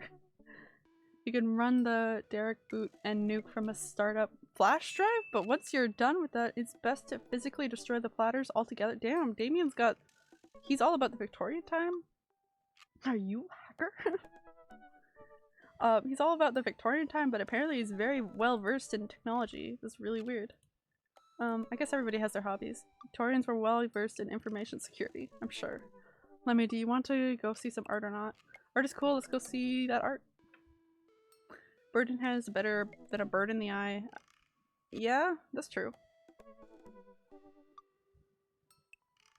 I think we had 2 budgies. We don't have budgies anymore, but we had 2 budgies for a while. I can't remember. We had another bird too. This was a while ago. Damien and Hugo invited me on the monthly art walk in downtown Maple Bay. I've never really been to one of these before, so I'm not sure what I'm in for. I think I'm here a bit early. There's never too early for art. I don't see Damien or Hugo around anywhere. I'd feel just a little uncomfortable standing out among all these fancy art people. Lemmy? Or turn around. It's Joseph! Joseph? Joseph, what are you doing here? Oh. Joseph scoffs at me. What am I doing here? How could you ask me that? Obviously a huge art appreciator. But geez, they're cute too. They're so sweet. Okay, fine. Damien invited me to this art walk thing. I guess he invited you too? Yep, admittedly a little out of my depth here. Thank God, I thought I was gonna be the odd one out. Are you allowed to say that? Say what? You know, thank God. I actually get double points when I say it since I'm a minister. Points? Great. Oh my God. Points you get into heaven, that's how it works. Anyway, where are the guys? I look around and spot Hugo and Damien, who seem to have just arrived at the gallery. It's the boofin hour. Good eve. Oh, Damien. Evening, friends. Who's ready for some art? You know I am. I have no idea what I'm in for. Art is dead and nothing is real. Existential crisis Lemmy on the line. How can I help you? Oh, I'm so tempted. Let's do that. Same. All you have to know is that if you're ever feeling overwhelmed, there's generally always a table that has free wine and cheese. I like art now. Like a Bo Burnham reference. I've got the table in my sights. Now if you'll excuse me, I'm gonna go help myself to some tiny wines. Oof. Talk art. Oh, get Cheen and tiny wines with Damien. You know what? I'm gonna talk to these guys because I had good dates with them, but I didn't so much with Joseph. So what's this first place. This particular artist specializes in landscaping painting of various locales within the American Northeast. Joseph! I know I can't. Oh, whenever I see his name, I think of that meme. I look at the art. It is rad art. At the risk of sounding uninformed, do all of these landscapes look like butts to you guys? Oh, Lemmy. Hugo and Damien lean in, examining the painting in earnest. I would appear as if you are correct. Valid assessment, Lemmy. Hey, this art stuff's pretty easy. Gets more complicated. Sometimes the butts are more symbolic, sometimes the butts are metaphors, sometimes art is about the butts they don't draw. I agree with that. Joseph returns to the group with tiny cheese and wine. What did I miss? It's butt art. Butts. Shame. These cheeses are nice though. Shall we visit the next place? We leave the first gallery and walk a few minutes before we reach another one. This gallery is a bit more crowded. Hue painting of... I'm not even sure what hangs on the wall. Looks like... Yeah, I don't know. What am I looking at here? I do like the brightness of the room though. It's abstract art. I think its more important question is, what does this art mean to you? It's all relative. I start the painting, concentrating as hard as I can on its meaning. It's a metaphor for the human condition. It reminds me of my childhood. It represents strife. It's a butt. Let's do that. Gestures, the color. They remind me of my childhood, of my parents. Intriguing that you discover something so personal in image, non-specific, Lemmy. May I ask you to say a little more? Oh gosh. Let's just keep going. These vivid sample forms communicate a solemn entity that is betrayed by the raw expressiveness of the brushwork, which in a way speaks of the essential nature of human experience. The scars left by the passage of time and the turmoil of contemporary life are both contextualized and deepened by the rose-colored echoes of I'm not even gonna try that. Consciousness. Slow down there, let me do us all a favor and keep it simple. It's a butt. God damn it. Everyone else stares at the painting. Joe, that's definitely a butt. Well, a valid assessment. I can't help feeling your initial judgment may be closer to the artist's intentions. Maybe you're underestimating how much artists like butts. Maybe. You are a servant of the Lord. We're all God's creatures, even butts. Joseph can appreciate a good butt. Compared to this piece, to the artist's body of work, I'm pretty sure this represents the sensation of isolation he feels creating traditional abstract artwork in a field that's rapidly moving towards digitization. Ugh. Wait, how do you figure that? It's what it says on the plate. Oh. Let's look at a few more of these. Walk around the gallery, sampling more of the artist's work. I almost hate to say it, but abstract art is kind of growing on me. It's interesting that the artist chooses not to let their work be defined by, what's the word? Realism? Realism. As we're looking at the paintings, a patron scoffs loudly. Psh, I could do that. Yeah, of course, you could, but you don't. That's the difference. Excuse me. What? Hugo, not here. No, come back here. Oh god. Not noticing Hugo fuming right next to him. Hugo's perturbed. He is gonna throw down. You could say that you could do that, but you didn't. You don't seem to have the intellectual depth or the artistic skill to execute a piece even as even a fraction as impressive as this one. Art is the truest expression of the self, and it seems like your self is bad. So your art would be bad. Hugo's insult game isn't the best, but there's no denying his passion. Damien is holding him back at this point. Hold my earrings. Friend, he's not worth it. I don't know. Hugo manages to cool down. He smooths his jacket. I'm sorry, I just love art very much. We know, buddy. He's got a little sweat thing on his face there. Pat Hugo on the shoulder. You know what would ease the mood? Is it cheese? No. It's wine and cheese. I can't handle these guys. My god. Co-signed. The four of us head over to the wine and cheese table, which thankfully is grounded in realism and is actual wine and cheese. Hey. We got one last stop on the tour. You're feeling up for it? Yeah, like, what's not good about that? I absolutely is absolutely weirder than this art. I'm here for it. Let's try it. Let's do it. Damien, Hugo, and Joseph. I walk over to the performance in the street. Several mass performers in leotards undulate wildly on the ground, screaming both at each other and us. I am frightened. So, quick question. Shoot. What is happening? I second this question. Performance art. What does it mean? Again, I pose the very same question to you, Mr. Sour. Oh god. I really like screaming. Humanity of being a human. What do you think they're trying to say? I believe it's less about what they're saying and more about why they're saying it. I think there's something special about performance art. With almost every other art form, music, painting, photography, the artist uses their medium as a conduct for their emotions. But in this, they use their bodies. With performance art, medium is the artist, its purest expression of raw human emotion. It's art as catharsis. That's beautiful, Damien. They talk so much. So what are you saying is, if I start making really loud fart noises, Joseph! It's art as long as I, like, really mean it? Okay. I was gonna start making fart noises, but based on the look on your face, that joke isn't gonna play well with the crowd. He's a bit childish, in a good way though. Wise, we watch the rest of the performance as earnestly as we can, clap politely after the dancers scream their way off stage. I'm here for it. Phew, I think I'm all arted out. Agreed. We all decide to walk home together because they all live next to each other. It's also a very weird dad cul-de-sac thing. We make our way back to the cul-de-sac, tiny wine and tiny cheeses sloshing around in my stomach. I think what I've learned tonight, and not just what I've learned about art, which was nice and extremely informative, but what I've learned tonight is that when you put a bunch of tiny wine and cheeses together, it eventually becomes regular wine and regular cheese, followed by too much wine and too much cheese. The tiny cheeses lulled me into a false sense of security. I felt safe with the tiny cheese. Wax wings too, close to the sun. Oh. Cheese wings? Ooh, those would melt in the sun too. I feel like it's more appropriate imagery. Plus it'd be delicious. It would be. Now I'm getting hungry. Nice, nope, I'm not saying that. Hey, if you guys were painters, what would you paint?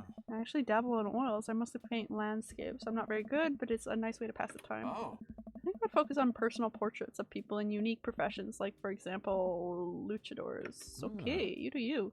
I would paint boats. Seascapes, maybe some lighthouses, mostly boats. Really? Yeah, I'm surprised you're choosing boats in favor of a long history of religious imagery in artwork. He likes boats. What's wrong with that? Boats are cool. What about you, Lemmy? What would I pick? Food, artistry, landscapes, tasteful nudes of the artist. Of his self. Oh, I see. Ooh, he kind of likes food a lot. I kind of want to see the reaction, but it might give me negative points. Let's food artistry. Probably do still lives of various food, bowls of fruit, maybe some bread in there. Would there be cheese involved? Always. See, I thought about that. I said no. I can't stare at a pile of cheese for 8 hours without eating some of it, and that would ruin the whole thing. It's true. Excellent point. Then I get to the cul-de-sac. Alright, boys, good art. Good art. Saying goodbye that way. Agreed. See you guys around. Whether you want to or not, we're all neighbors after all. So awkward. Use your hips when throwing. Dad tip number 19. You've got dads. Oh, I got dads. Oh, I'm stretchy though. Okay. Now the one we've all been waiting for is Robert. But before that, actually I have to use the washroom. Pro tip, never date your neighbors. Exactly, he's trying to date all of them. So, not a very good idea. But I do have to use the bathroom, so I'll be right back. One momento.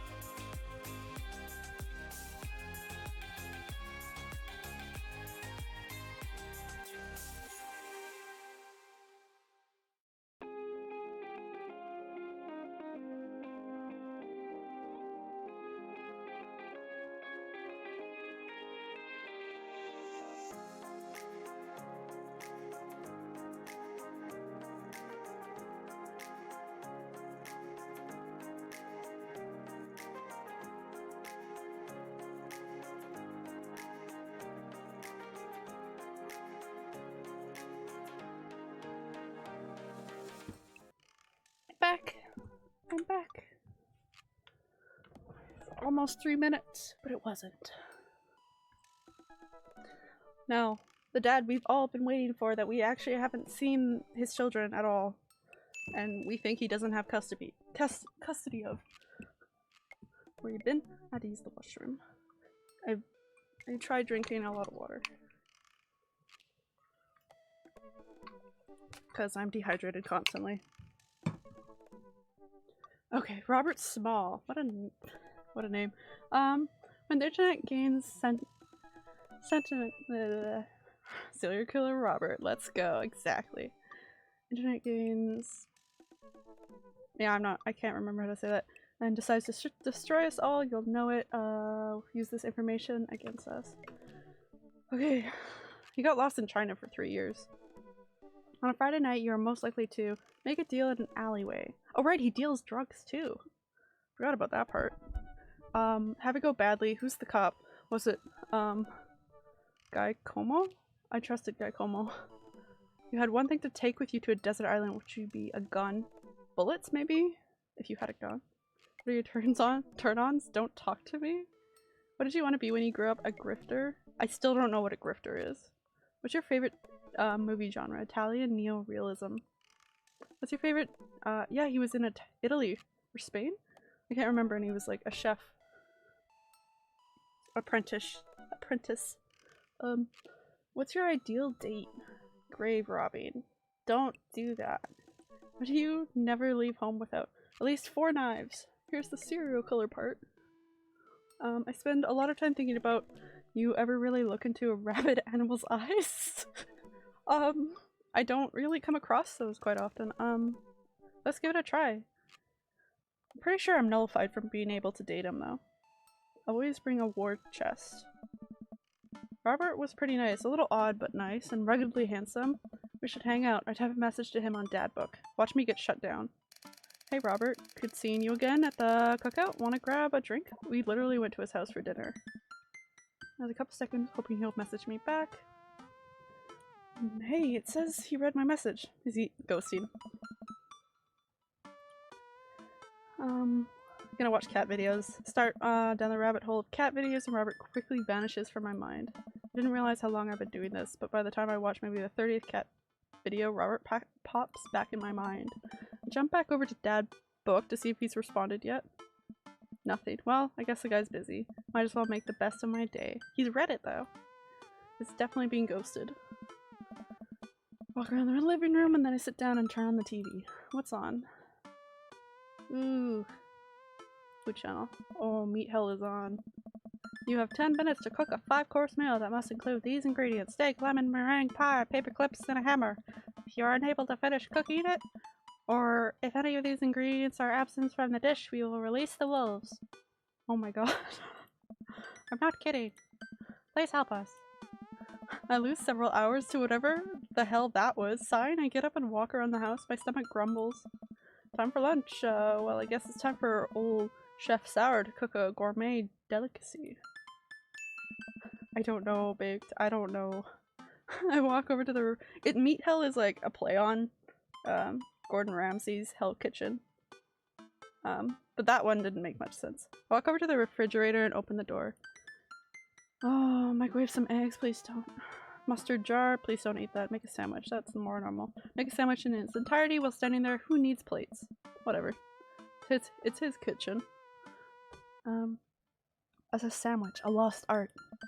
I admire my work for a second before I clumsily drop the entire thing on the floor. No! I look around and remember the man does not home. Eat it, man. That's still good. 5-second rule, right?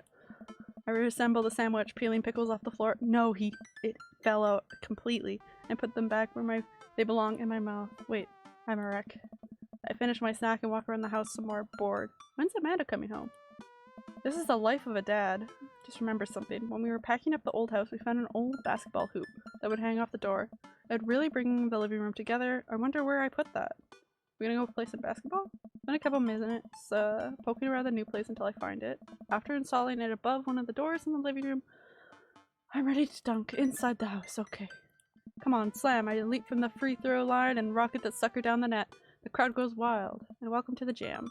Pull up from the 3-point line, breaking Breaking ankles and sinking a fadeaway? Fadeaway? And I forgot the rest of the words to the song. No, looking behind the back hook shot. Everyone's on their feet. Something something Space Jam. I managed to just barely defeat myself at horse before Amanda comes home. Then we cook dinner. We're proud of ourselves for not even coming close to burning down the house. Afterwards, Amanda and I dig into a carton of ice cream and over an episode of Chopped Toddler Tournament. Oh my god. What you have in front of you is a molecular deconstructed sweet potato with a brown sugar demi-glaze with cream free che. Of course, I don't know. This is literally a jar of baby food. The toddler immediately bursts into tears. Are we bad people for watching this? Yes. After a few more episodes, Amanda goes to bed. Oh, man. Check my computer one last time. Still nothing from Robert. He's not gonna respond, man. He just read my message. Is he ignoring me? Yeah, you're getting ghosted. Well, eventually, climbing to bed to get some rest. But I just can't stop wondering why Robert won't message me back. I don't know. I do know, because I slept with him. Life gives you lemons, parsley, onions, and eggs. Oh, I missed that. Date complete! No points for me. Daddy points? I got daddy points though. C. Cool. Run through. Oh. You've got dads. I've got dads. Oh, Craig. Hello, Amanda's dad. It's me, your friend Craig, who loves sports. I have a nice and smart children who are good at computers. Man, great to hear from you, buddy. What's up? I'm still strong. What? Strong. I am strong. Huh. Don't I know it? Say, I've been reading up about whey protein. You use that at all? I figure it'll help me develop a bit more muscle. Yeah, I know what that is. My children are having a tea party and they wanted me to invite Amanda, but we can't find her on here. Also, this is Dad Book. Why would she be on here? But she is actually on here. There's her little symbol down there. Also, you're invited. Physical invitation to follow. Cool, I'd love to come. I'll let Amanda know. Thanks, Amanda's dad. Okay, I think I want to go with Craig. Like, I don't mind the others, but I don't think I could sit through Davian's talking. And I can't handle Matt's name. Coffee time. It's very superficial reasons, but at the same time, this is a video game. You know Dad's love for coffee? Gonna brew myself something black as midnight on a moonless night. I'm gonna put a fresh pot and work on a few word jumbles while I wait for it to brew. Craig is nice. Exactly. He's a nice dude. They used to be friends. He's a good dad. Matt needs another. Exactly. I can't stand I can't. What is it even short for then? Like, is it short for anything? If it only has one T? I don't know. Is it Martin? Nope, that has an R. Are you ready for the thing that we're gonna do today? The thing that you promised to do? Then again, if you took out the other T, maybe you'd take out an R too. We don't know. Honey, I already told you that. I'm not gonna throw away my Tom Clancy novels. He does write a lot of books. We're just stacked in the living room. I keep bumping into them and knocking them over. You can't even read them. You don't even read them? Wait, no, that's not what I'm here about. A tea party, Dad. Nope, I don't remember that. Craig's kids. Come on, Lemmy. Put some effort in. Hand-drawn invitation? Hand-drawn? Amanda walks over to the refrigerator and comes back with a hand-drawn invitation on a sheet of computer paper, inviting Amanda and Amanda's dad to a tea party. That's cute. They spelled quarterly wrong. Just put on some going outside pants and let's get going. Who can relate? Who hell has, like, going outside pants? Who separates? I separate. Like, I have comfy clothes I wear at home, and then I would not go out in them, but Robert would be cool, but I would be afraid of getting stabbed in the middle of the night, and he also looks like a tweaker from GTA. He does, but, like, his bedroom was a mess. He's also kind of insane. I think he's like everybody. He's like the bad boy, right? You can go outside in sweatpants, nothing's stopping me. Dad, just, see you in a minute. Put on going outside pants, please, man. Hello, thank you for coming to our tea party. I like their backyard. I'll do my best to bow and present my daughter, who thanks them with a curtsy. This way, please. Briar and Hazel lead us to a small table with tiny chairs. Some are occupied by stuffed animals. Matt and his daughter, Carmencita, are here too. See, look at this. Is a messed up name. Hey dude, how's the tea? The imager, why can't they use actual tea though? It's wonderful. Tastes a hint of lemongrass. Hello, Carmencita. Hello, Mr. Amanda's dad. I love that. Please have a seat. I sit down between Amanda. You know what? Also, now that you mentioned GTA, I have like no pixel, right? Exactly. Fix it. I have no pixel, right? And I want to get on it, and it's been crashing though, and I hadn't been able to load up the server. But I think I found out why. I think there's something to do with like, the router connection, and like, there's nothing wrong with either of the systems, but like, they did an update for security purposes, and now it's like something to do with the IP not registering with the server, so it like skips over it. But this is like for most people, or like in general, not just like me, so I'll either call my service provider. Sham, why are you shaking your head? Hello Sham, by the way. Sit down between Matt and either call my service provider or fix my IP thing, which I can do. Oh, I would love to watch. Yes, yes, that's the plan. That's the plan. Hello. How are you guys? Don't think I'm going to be able to get out of this chair. Hey everyone! Turn to see everyone's here, damn. We have Brian enter the backyard and take a seat next to us. Sorry, we're late. Daisy made me put on my going outside pants. See, Amanda? And it gives me a knowing look and I return an obliging wink. She rolls her eyes. Is that really something your daughter had to pressure you into, Brian? Give Amanda another, even more exaggerated wink. She rolls her eyes even harder. Thank you all for taking time out of your busy schedule for some high tea. Actually, it's a common misconception that high tea was appreciated by nobles. Damn, Amanda. Okay. Have you put your designated tiaras? It's going full out. Little tiara sitting on everyone's plates. Well, except for Brian's. His is a softball helmet. Oh, we ran out of tiaras. I don't think this is gonna fit me, but I appreciate the thought. Dad, you're royalty. Please act like it. Brian tries to balance the ill-fitting softball helmet on top of his head, but it immediately tumbles off and into the bushes.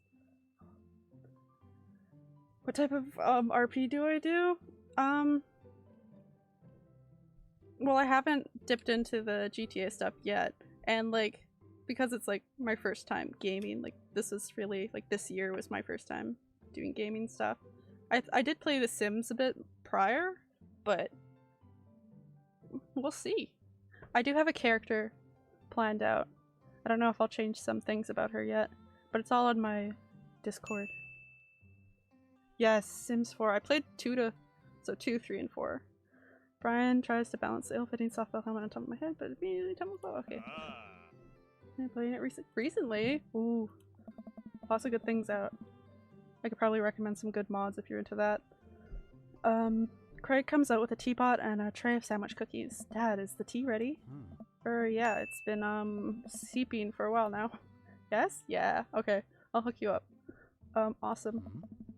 Would you girls like to serve your guests tea? No thank you, we much appreciate our servants' help. But yeah, no, I'm really excited to play GTA. Like, it's something that I've wanted to play for a long time. It's always been around. My brother had it on like PS2 or something. But yeah, super excited to get that running. I think I'm pretty close to getting it all figured out. Each of our plates, he pours some tea into my cup. Awfully fluorescent for tea. I clink my cup with mats and take a sip. Good lemonade. It's tea. Right, very good tea. I lean over to Amanda, who's happily enjoying her tea. I wonder if it's like strawberry lemonade. What do we do at tea parties? We enjoy the splendors of upper-class society, father. Sims 4, where there's always a little more DLC. Yeah. I like all their new updates, they're really cool. Marvelous. So the meeting of princesses have been called to order. Hear, hear. But I am a warrior princess. I hunt and stuff, and I have like a real cool sword. Can I be a space princess? I'll allow it. I'll be a rockstar princess. I'll also be a space princess. Can there be more than one? Of course I can. Space is pretty big, don't you think?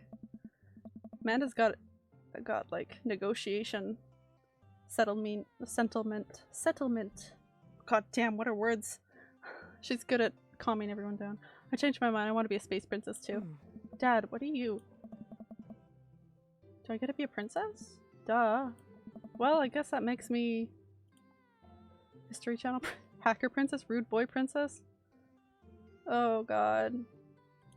Yes, I'm the ruler of all I survey. What I survey is a 10-hour marathon of cupcake storage wars.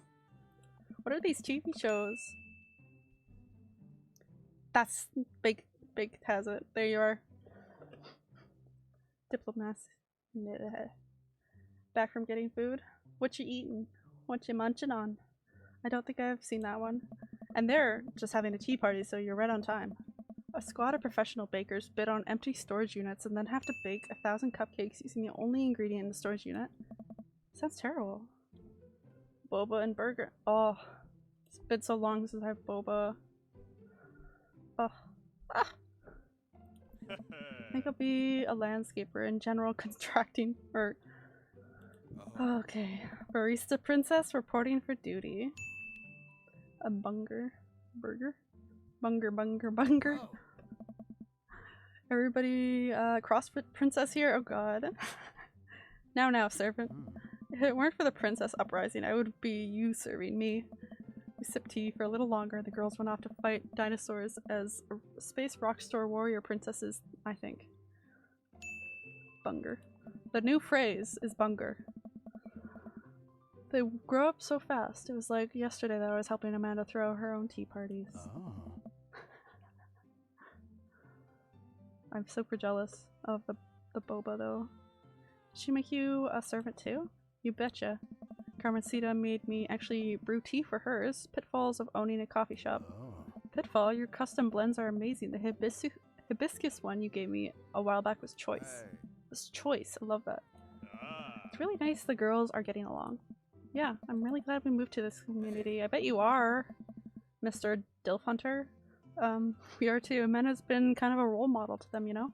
I haven't even realized, and I don't even know if Amanda does either, but I guess they're right. All of the girls in the neighborhood look up to her. She seems to go out of her way to play with them. She does. She's been totally friendly and helpful with them all. Mr. Dilf Hunter, exactly. I'm so proud of her. You better not be proud dad cry at this tea party, Lemmy. Hold it together. I brought extra word jumbles if anybody wants to kill some time while the girls play. Day rolls on and the girls all tuckered out, and Amanda spends the whole day playing with them and taking their pictures, promising that she'll send them the best ones later. Aww. I am also Team Craig. They really nailed the dad bods, right? There's a variation too. We all cleaned up and helped put away the tea sets and tables, and then we head out as Daisy and Carmencita fall asleep on their dad's shoulders. Oh, take care, you guys. Thanks for coming. Bye, History Channel princess. Yes, my legacy lives on. You want dinner? Nah, I filled up on cookies. Me too, I'm tired. The sugar rush is dwindling. Wait, that dad is hot, right? That's Craig, that's the one I'm going for. I've dated them all at least once. Dude, same. Playing with a bunch of little kids who all simultaneously want your attention and approval is surprisingly exhausting. But in a good way, but also in a kind of scary way. I feel it. That's Craig. I feel like I gotta be on my best behavior for them. I don't want to let them down. It's because you still feel bad about dropping the F-bomb in front of your cousin that one time? Oh, I corrupted her dad. She secondhand smoked now. I don't think that's a choice, unless she... Okay. Well, those kids really look up to you. I'm glad they have you as a role model. Me too. Amanda's like a cool daughter. She's pretty cool. She's also trying to get her dad hooked up, so managing debt is just part of being an adult. Welcome. Yes? You've got dads. That's Craig. Yes. Let's give Craig a little message. Yeah. Dad of 3, business entrepreneur, fitness enthusiast. Juggling work, family, and fitness is a tough gig, but someone's gotta do it. I don't think I read this last time. Good one. Good cardio session in. Box of energy bars to take to an island. Sham baked. What would you take with you to a desert island if you had to take one thing? What are your turns on? A sub 6-minute mile? Is that the sandwich or like something he can run? What did you want to be when you grew up? A beer pong world champion? That's true. What's your favorite movie genre? Buddy cop movies forever. A PC. Good choice. Totally works. It runs off of sand power. Or you could set up like a windmill thing for the air, or like one of those things that go in the water. Those things generate power. Runs off my tears. I'm watering my computer. What's your ideal date? Scaling a huge, dangerous mountain for fun. Rock climbing. Never leave home without an extra tube of energy gel. The fuck is energy gel? I spent a long time thinking about my mile time used to be so good. What happened? Have I peaked? Yeah, you gotta change it up, man. Craig can. Yes, he can. Have to think about it? Yeah, it's a hard pick. I think Brian's was like a fishing rod, and I'm like, that's a good choice. Damien's was a coffin. Really want to get some good quality time in with Craig. The last time we hung out, it was so busy with the kids and fend off flirty moms that I feel like we barely talked. It's true. Susan and Janet? Yeah, they were ruthless. I don't think it was Susan. Martha and Janet. Ever since the first time we hung out, I've been trying to get up a little early for runs. I don't think I'm gonna be as embarrassing as last time. Maybe I'll even catch up to him now. I don't think so. Tap out a message to him on Dadbook. Hey man, been training on my run game recently. Ready for round 2? He responds immediately. Dude, of course, emojis. Craig. Don't know, he didn't send an emoji rather than type it out. Another message pops up in my inbox from Craig. Let's meet up early tomorrow morning for my favorite morning activity, brunch. Brunch? Brunch? Why? Why? Brunch? What's that? You run and then you get brunch. Oh, I get it. The run part in the brunch.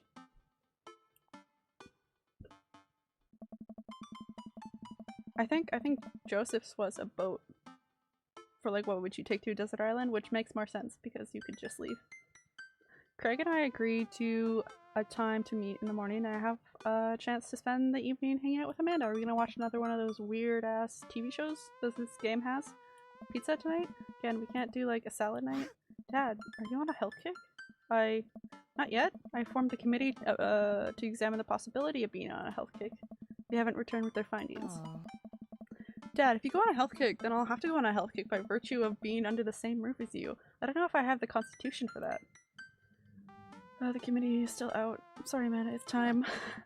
Not if I have something to say about it. Suddenly, Amanda lunges for the phone before I can stop her. She has the pizza place. Okay. Thought she was gonna play around with my messages. This place is on speed dial. Yes, can I get an extra large pizza with chicken, bacon, and extra cheese and tomatoes and a couple of garlic sauce cups? She knows what she's about. Man, are you gonna get a little north here? Oh, right. Can you maybe throw some leaves on there or something? Yeah, he's gonna go on a health kick. Yeah, Rico, I know. It's tragic. They know them by name. The workers. So that's great. Amanda listens for a second.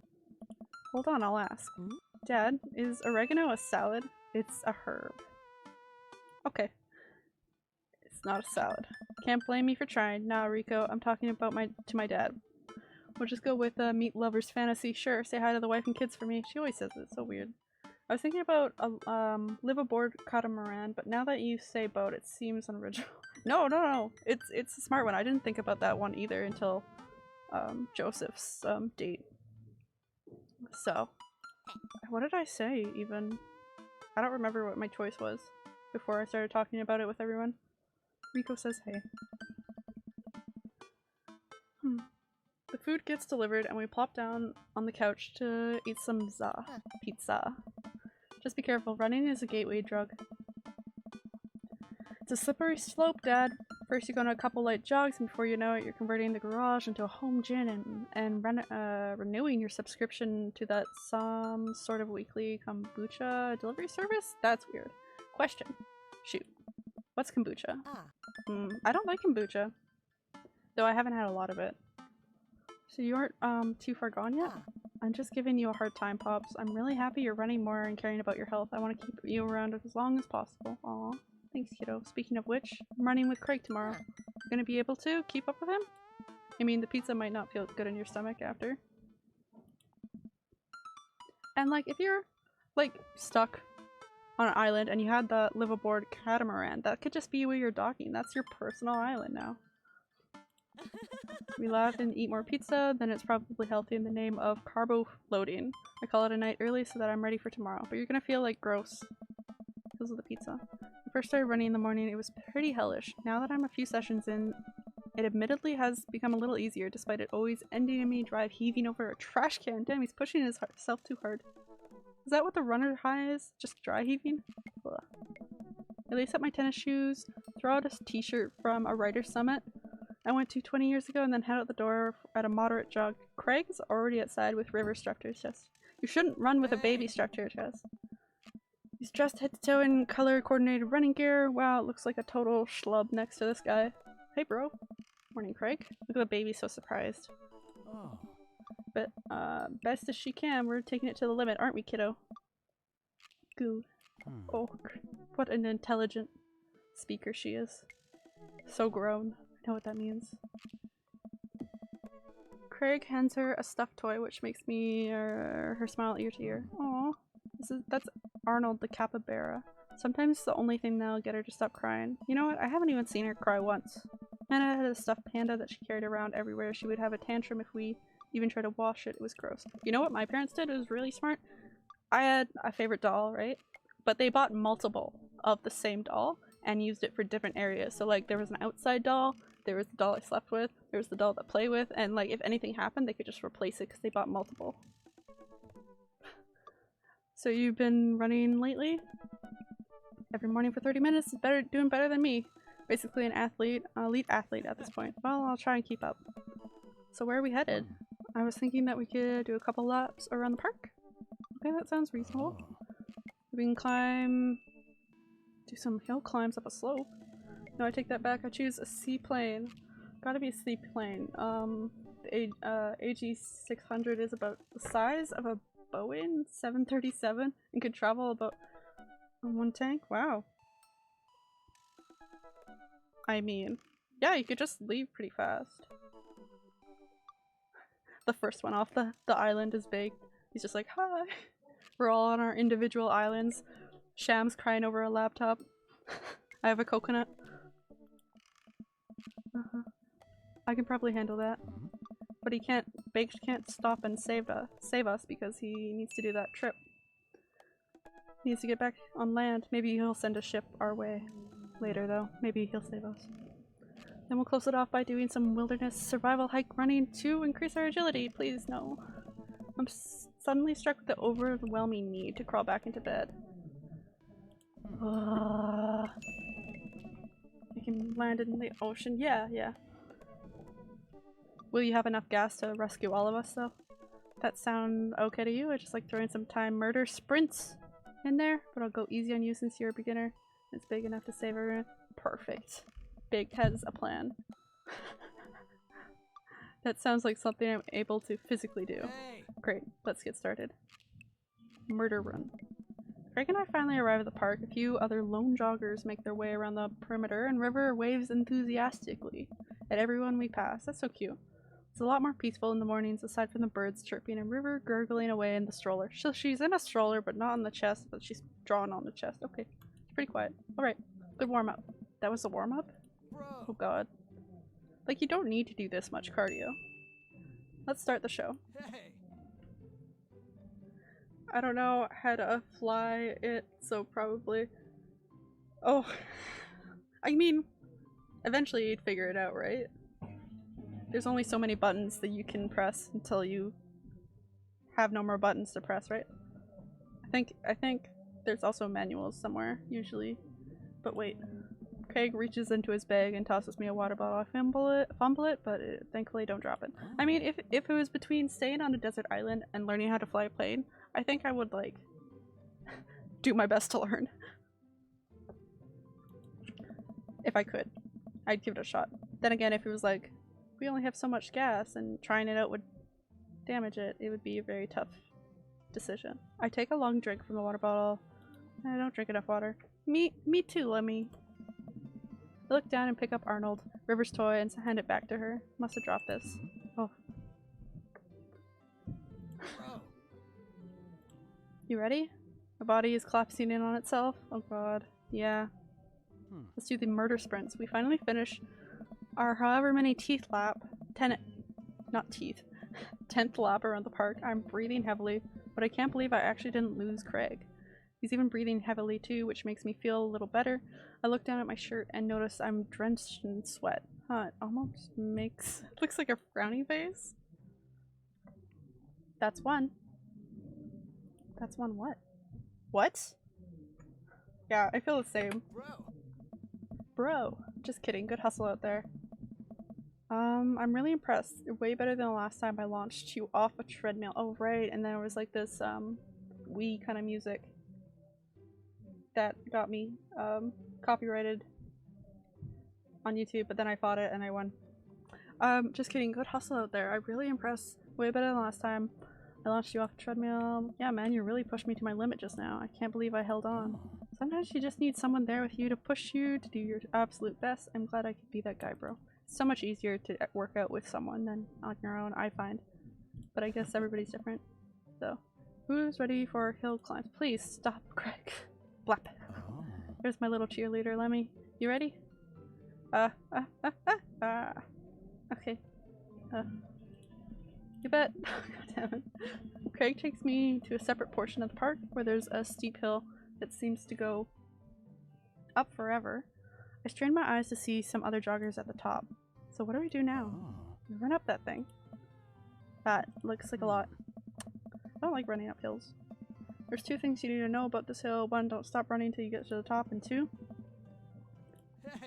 that's not the top. Oh god. Not a lot of diverse options here. Let's do this. Finally reached the top of the hill after making a way past what I originally thought was the top of the hill. Once there, I hunch over on my knees and gasp for air. My lungs are like daggers poking my ribs. I can feel my heart in my ears. River, I'm having a moment, please. Ooh boy. I thought the baby said that for a second. I was like, what? Craig looks like he's taking a beating as well. Huh, so he is human. Lemmy, put your arms out and head. Arms and stretch your elbows. It'll help. It does, because it opens up chest, makes it easier to breathe. Do as Craig says, or you can just put your arms in the air too. It feels a little better, but I'm still in agony. Agony Kai. And here, Craig tosses me the water bottle again. I hydrate myself like life depends on it. Thanks to phenomenal work. You feel that lightness in your head? That's the runner's high. Oh, that's it. I thought it was just, you know, dying. I mean, essentially part of it. Want to take it slow for a bit? Please. I would like that very much. We're catching our breath. River starts crying. Oh no, look at the baby face. So sad. What's wrong, sweet pea? Do you want to play with Arnold? Aww. Craig looks around us. Oh no, did they drop it? Man down, I think we lost Arnold. River keeps wailing. I've abandoned my child. It's Toy. We gotta find him, dude. Should be simple, right? We just gotta retrace our steps. I remember River having it down at the bottom of the hill. Craig and I jog down the path, searching high and low for stuffed capybara. Craig takes the time to explain to me that the large rodent native to South America. Capybara. Capybara. We get a place where River might have dropped it, but still nowhere to be found. Looks like we've got a mystery on our hands. We've got to get to the bottom of this. Oh no, I suspect foul play. It looks like this is a prime case of world-renowned Detective Sour. They're so random. Dude, it's time for a bro venture. A bro venture? Okay, we'll do it. Ah, thank you. I must hydrate my flesh prison.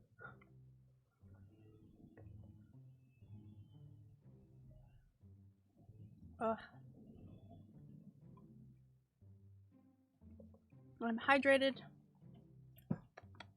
I will live another day. Thank you. We high-five and decide to jog back to the park to see if we can find any leads.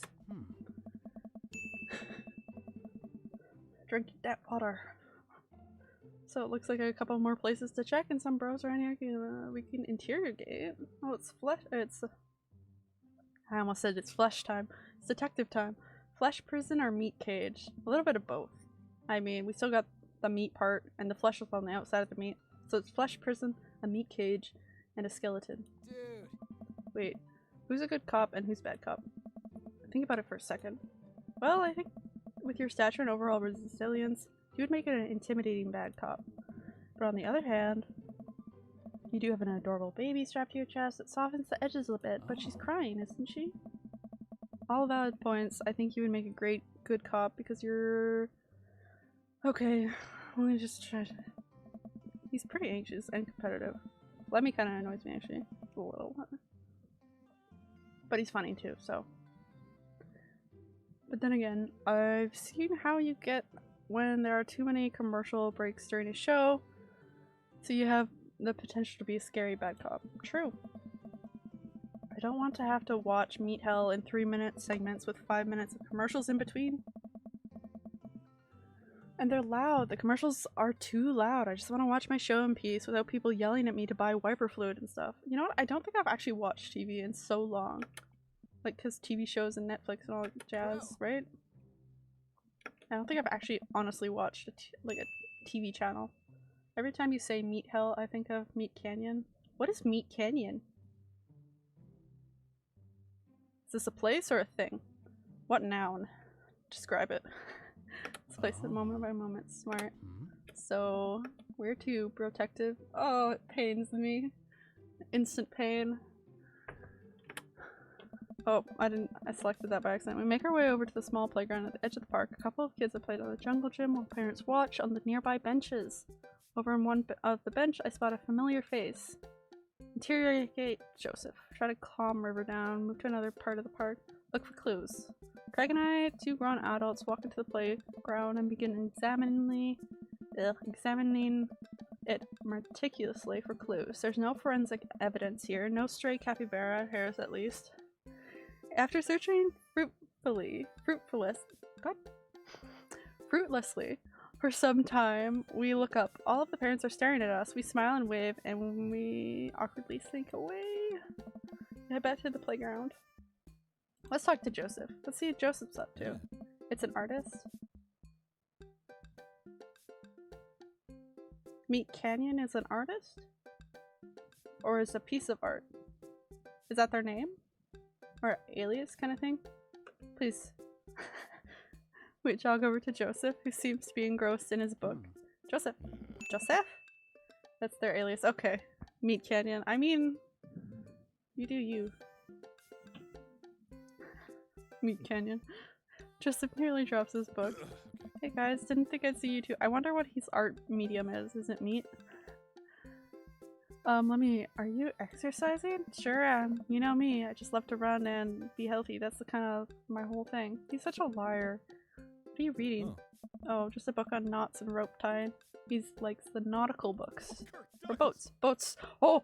I just get it! I just got it!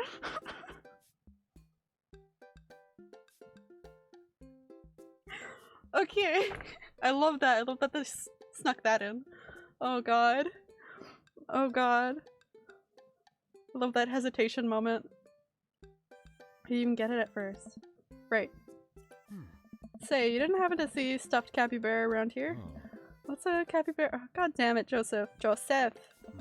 It's a large rodent that's native to South America. Joseph thinks for a second. I haven't seen one around. I'll tell the kids to keep an eye out. The kids are here? Joseph looks around. They were here a second ago. Must have gone exploring in the park. Do you know where they could have run off to? They're kids. They get into mischief sometimes, but they'll always come back. Thanks for the help. This sounds a little suspect.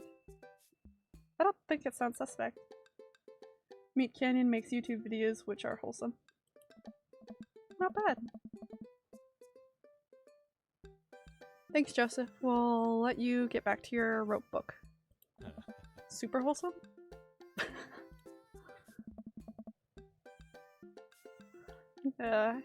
Don't know what you guarantee is wholesome. We head back to the playground. Oh. Okay, let's move to another part of the park. I already interrogated Joseph. Where are you now, bro? Oh no. Field? Woods. Field? Woods. Woods. Make our way to the outskirts of the park. There's a couple of benches by the dense tree line. We look up. Looks like Robert's here all by himself. God damn, he's so creepy. This also seems like the perfect place to look for clues. Look for clues. Craig and I searched through the outskirts of the woods, hoping to find anything that might lead us to Arnold. There's a couple of cigarettes and empty beer cans scattered around the thicket. That's probably the hot spot for edgy teens to hang out at night and say swears and stuff. But it doesn't look like there was any recent activity that might be capybara related. The Bugs Bunny one was especially touching. I recommend it. I don't trust that. I don't trust it.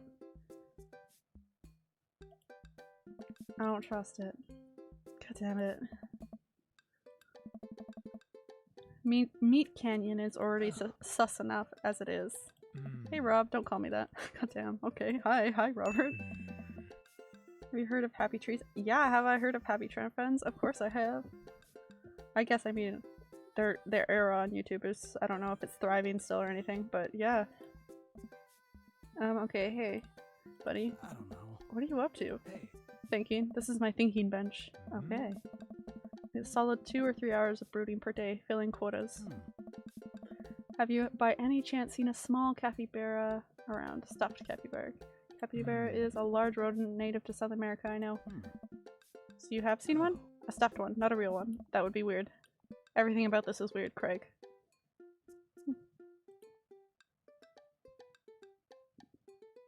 Oh, one would be more fun than the other, though. Okay. I'll be good cop. Come on, Robert. The sooner you tell us what you know, the sooner we can let you get back to brooding. Bad cop time, Robert. If you don't help us, I'm gonna put you in a headlock. God damn. Is that a threat or a prop? Oh my god. Slow down. Back off. Okay. Move to another part of the park. I've deduced where we should go next. The field. We wander out to the grassy field at the center of the park. There isn't a whole lot to see, but there are a few figures camped out on a blanket, and the grass could hold a number of secrets. Oh, Matt and Carmesita. Interrogate River? The baby? Let's look for clues first. Comb through the field of grass and flowers. We can't seem to find much besides a couple of ladybugs and a nickel. By looking, Craig calls out to me from across the field. Lemmy! I jog over. Craig is kneeling in the grass. I inspect something. I approach. My heart in my throat. As I lean over Craig, I see it. This is Arnold's leg. Oh no!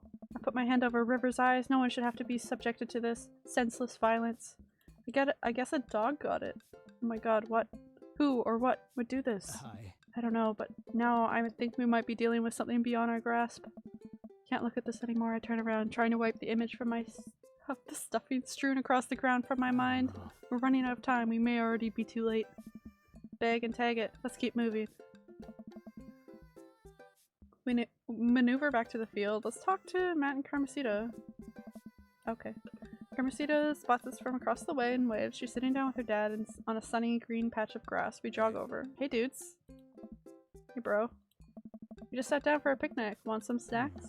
Got anything to increase my... we have apple slices. Thank you very much, tiny bro, but should be fine. You guys working out? Good day for it. A picture of health and athleticism. That's Craig, not you. Good transition, let me say. You haven't been stuffed capybara around here anywhere, have you? What's a capybara? God damn it. Large rodent. That's native to South America. Wait a second. How do you know what a capybara is? You don't happen to have hands-on experience with one recently, would you? Learned about capybaras in the 4th grade. I think it's more suspicious that you know what a capybara is. Why? Oh my god. What if I took Arnold? What if I'm the culprit and I just don't remember?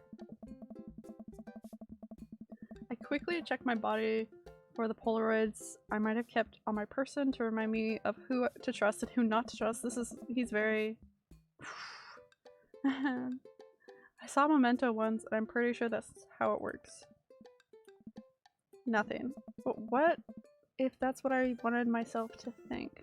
No, Lemmy, don't let them win. Shake off the thought. He's really a big mess. I saw a couple of squirrels over by that tree though.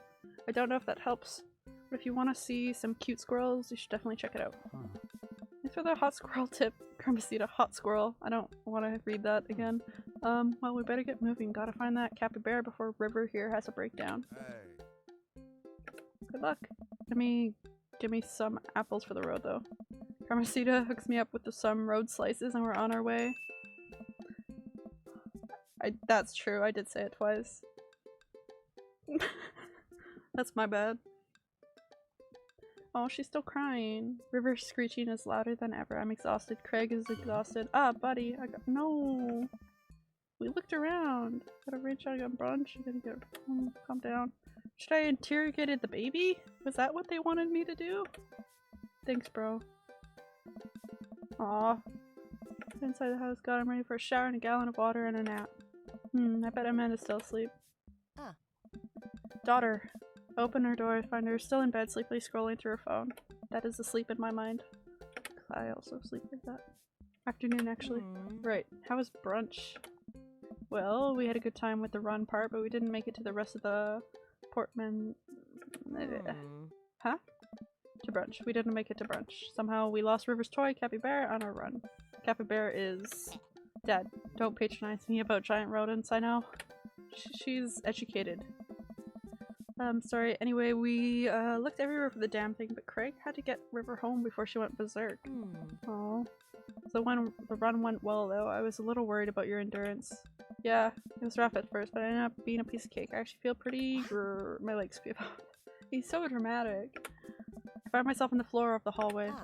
Just gonna hang out here for a while. You take your time getting up. If you don't have anything nice to say, don't say anything at all.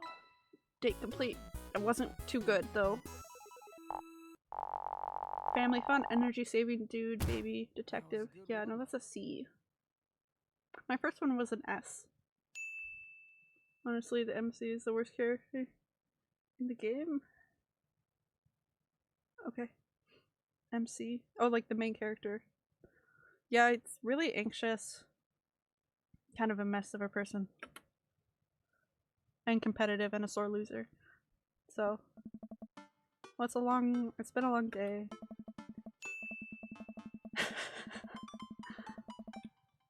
I'm just about ready to pack it in. After a few bites of ice cream from the freezer, I turn off all the lights and walk down the hall to my room. Wonder if Amanda's still awake. Keen needs some sleep as I pass her room. I hear a faint sound. I can't quite make out what it is. It's a little closer. Is she crying? Not gently at the door. Yeah, something's been up with Amanda, but she hasn't told me what it is. Hey, Amanda. Crying immediately stops. Not right now. Her voice sounds strange. She sniffles. I need to make sure she's okay. I open the door. In the dark, I can see Amanda's outline in the middle of her bed, knees hugged up to her body. Is everything okay? I don't want to talk about it.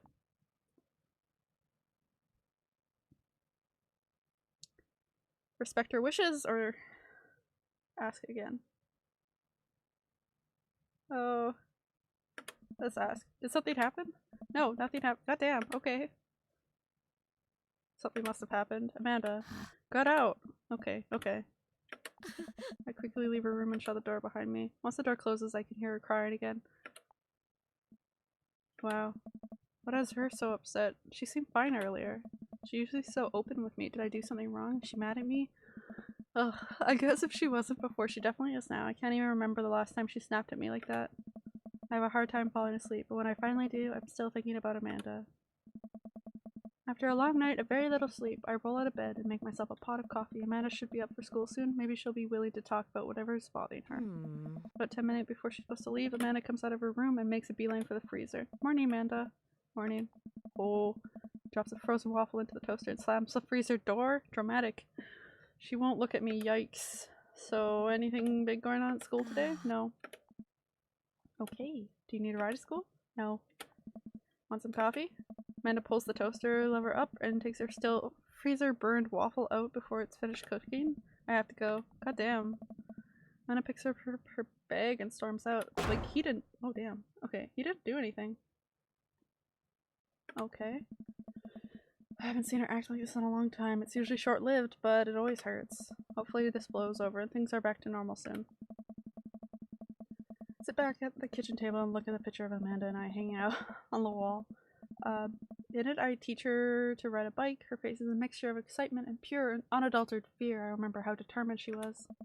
Every time she would fall off and scrape her knees, she would get up and try it again. Finally, I stopped her because she was bleeding everywhere, and then she started to cry because she didn't think she needed bandages and wanted to keep trying. Damn. Okay, just reminiscing. As I put the bike away, she stood in the middle of the street and screamed. As I took her for ice cream, it was like nothing even happened. After giving it a bit of thought, I decided that if I forced her to talk about it, I'm only going to make things worse. But I have an idea. Start rummaging around for ingredients. What's he going to do? Walk in the door instead of heading for the kitchen like she usually does and make a beeline for her room. She's really trying to avoid me. Hey, Pumpkin. What? Can you come here for a sec? There's a moment of silence. Yeah? I wanted to say sorry about last night. We're all about good dads here, except Robert. I'm just worried about you, kiddo. I get scared when I know something's wrong, and I even get more scared when I feel like I can't do anything about it. Dad, So just, whatever it is, and you don't have to tell me if you don't want to, but whatever it is, I just know that you have a dad in your corner who wants you to be happy. Aww. You know I'm bad with words, so I was hoping I could speak a language we both understand. What is it? Pull a cake out of the refrigerator and place it on the table. Hopefully the frosting has set by now. Food, food, food. Has Robert's kids and they are safe. Does that make him a good dad? I mean, does that make him an active dad? Because he's actively not being there. It's not an active participation in the dad role. Unless he's been hiding his children.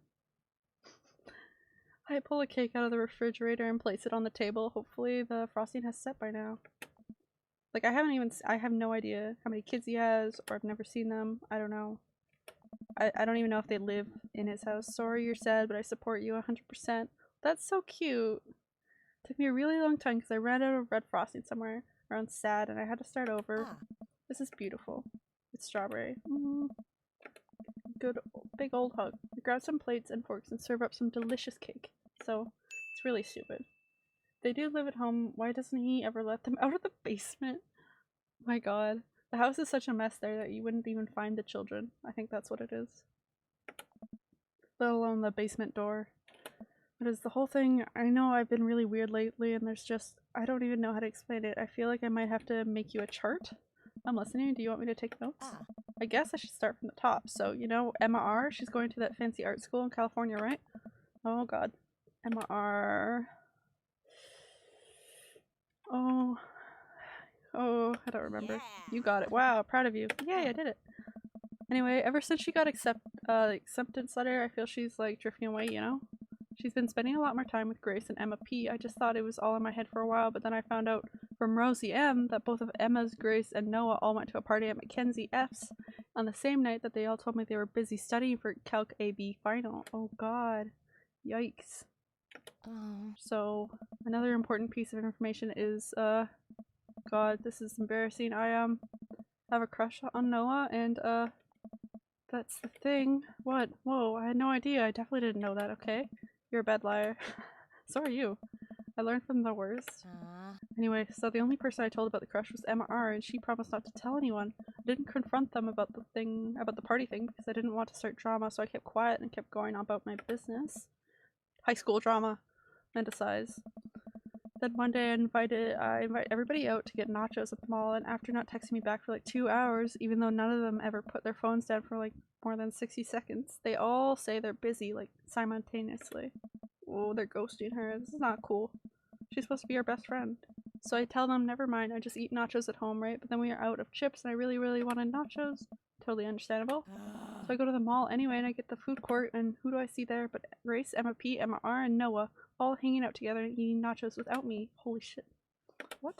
It gets better. I'm standing by the escalators watching them, and I realize that Noah has his arm around MR, which is kind of weird, right? But then they kiss. No. Yes, I know. So I storm over there, and I'm like, hey. And Grace drops her nacho on her shirt, because of course she does, and Emma R just, like, glares at me. Grace, nothing is coming up. I don't know who that is. Grace is the... Did she poop the bed? No. Boring one? I don't know. I know! Okay, she is the gossipy one. It's like, one nobody really likes, or I guess that's me now. Oh, rough. Just hearing about all this is stressful. But anyway, nobody will say anything, and I'm just like, you guys suck, which I realize is not the most eloquent thing to say, but I was really angry and really embarrassed and I just wanted to get out of there. So I left without nachos, might I add, which I only further contributed to this shitty day, and immediately drafted a super long text to the group chat asking them why they've been so weird. And I wrote another one to MR asking how long the Noah thing's been going on, and sorry, I know that's a lot. You still follow? Oh. What did MR say? Okay. Get a load of this. MR says, you know what? Let me just read it to you. Note to self, never have kids so I don't have to relive high school through their stories, right? Ugh. Amanda pulls out her phone and reads word for word an atrociously long string of text messages. Can you believe that? I cannot I cannot believe that. I care so much about Amanda's social life and mental well-being, but man, do I not understand what she's talking about. This is all beyond me, but I am trying my hardest to be supportive. They were dating in secret for like months? Whoa, I told her that she's being really terrible friend. She's like, well, if you think I'm so terrible, then just stop being my friend. And I was like, okay, and then she left me on red, and then... Wait, left me on red? What's that? Oh, like, she saw my message and didn't reply, and I know because there are read receipts. Words. I don't know what read receipts are, but I'm gonna nod and pretend I understand. It's what Robert did to you, Lemmy. Gotcha. So while this is all happening, I'm talking to Emma P about how mad I am because she's at least being kind of reasonable, and I'm venting to her about how pissed I am at everybody and stuff. And then out of nowhere, Noah texts me and is like, how could you say that about me? And I'm like, say what about you? He tells me that Emma P sent screenshots of everything, and I told her to the group chat that I got kicked out of. I think you lost me at the screenshot. This definitely sounds bad. This is so dramatic. So much more, but honestly, it's all just really stupid teenage stuff. Bottom line is, everybody dropped me, half of my grade hates me, and now I have no friends. Amanda, I'm so sorry. I almost expected it from everybody else, but MSR's been there since Mom died. I can't believe she would just stab me in the back like that. Damn. Oh god. I'm not even that mad that she's dating Noah. I'm just upset that she lied to me about it for so long. This is messed up. I take it back. I'm kind of mad she's dating Noah. Like, what did I do wrong? Why did everyone just suddenly decide I'm not cool anymore? Why wasn't I enough? I don't understand. It's not your fault, Amanda. And as mad as I am at everyone, I miss them, Dad. Amanda looks so dejected. I can't take it. What could I possibly say to help? Oh no. Anyways. That's it. That's the whole sordid tale. Thanks for listening. Tune in next week for more hot gossip. Wow. I know it's pretty dumb. It's not dumb. No, it's a stupid thing to be upset over. It's not. Amanda, your feelings are real. Don't be mad at yourself for having feelings. Now she has trust issues forever. Damn, right? Like, probably. I guess, unless you've secretly been a robot who's been approximating human feelings this whole time. Dad, if I was a robot, I would have transformed into a monster truck a long time ago. But seriously, I know you probably don't want advice, but I feel like it's my duty as a dad to bestow upon a few little nuggets of fatherly wisdom. What is he gonna say? Oh, high school stuff. They are all relevant. Real friends don't do that. When you get older, you start realizing the sort of people you want to associate yourself with. Do you really want to surround yourself with people who would do something like that to their friend? It takes a lot of work to find people, or to find and maintain meaningful friendships. It took me a long time to figure out that out myself, and I wish I had learned it sooner. If the other person isn't putting the effort in to show how much they care, it's not worth it. You're not beholden. What? Beholden to being their friend. Ultimately, I think this says way more about their character than it does about yours, because you're amazing, and if they can't see that, well, that's their problem. Good dad words. I'm here for it. Keep that in mind. Look down at the table. Did we just eat that whole cake? Holy shit. We did just eat the whole cake. Well, good talk. Anna gets up to go to her room. Before she closes the door, she turns around. Does she hug? Well, where was my Lemmy with the good advice, right? I wanted that. Good advice here and there. Yes? Thank you. You are always welcome. Love you, Amanda. I love you too, Dad. That's so sweet. You're young, you have your health, and now it's time to... You've got dads. My kids. Okay. I'm gonna call it here, though, because it's been a long time. And... you know what? The dads will be here tomorrow. Which is also a good thing. Thank you. Thank you. Thank you guys for coming around. Yeah. I'm happy you guys were here and got to have fun with me and enjoy the DreamDaddy. Enjoy my stream and hang out. So, yeah, thank you. And thanks all the people that were viewing as well. I appreciate it a lot. And it makes doing this a lot of fun. Team Craig. Team Craig. It's like gonna be some Twilight Throwdown thing. Okay. I am gonna raid someone.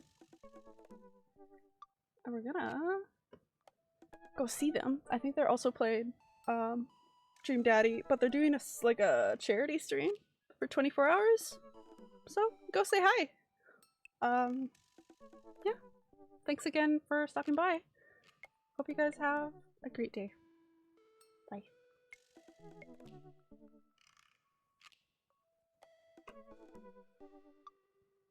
Did it work?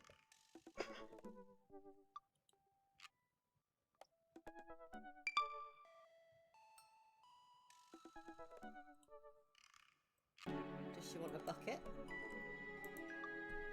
Does she want some twigs? Twigs must go in the fire. Did it? Did it not work?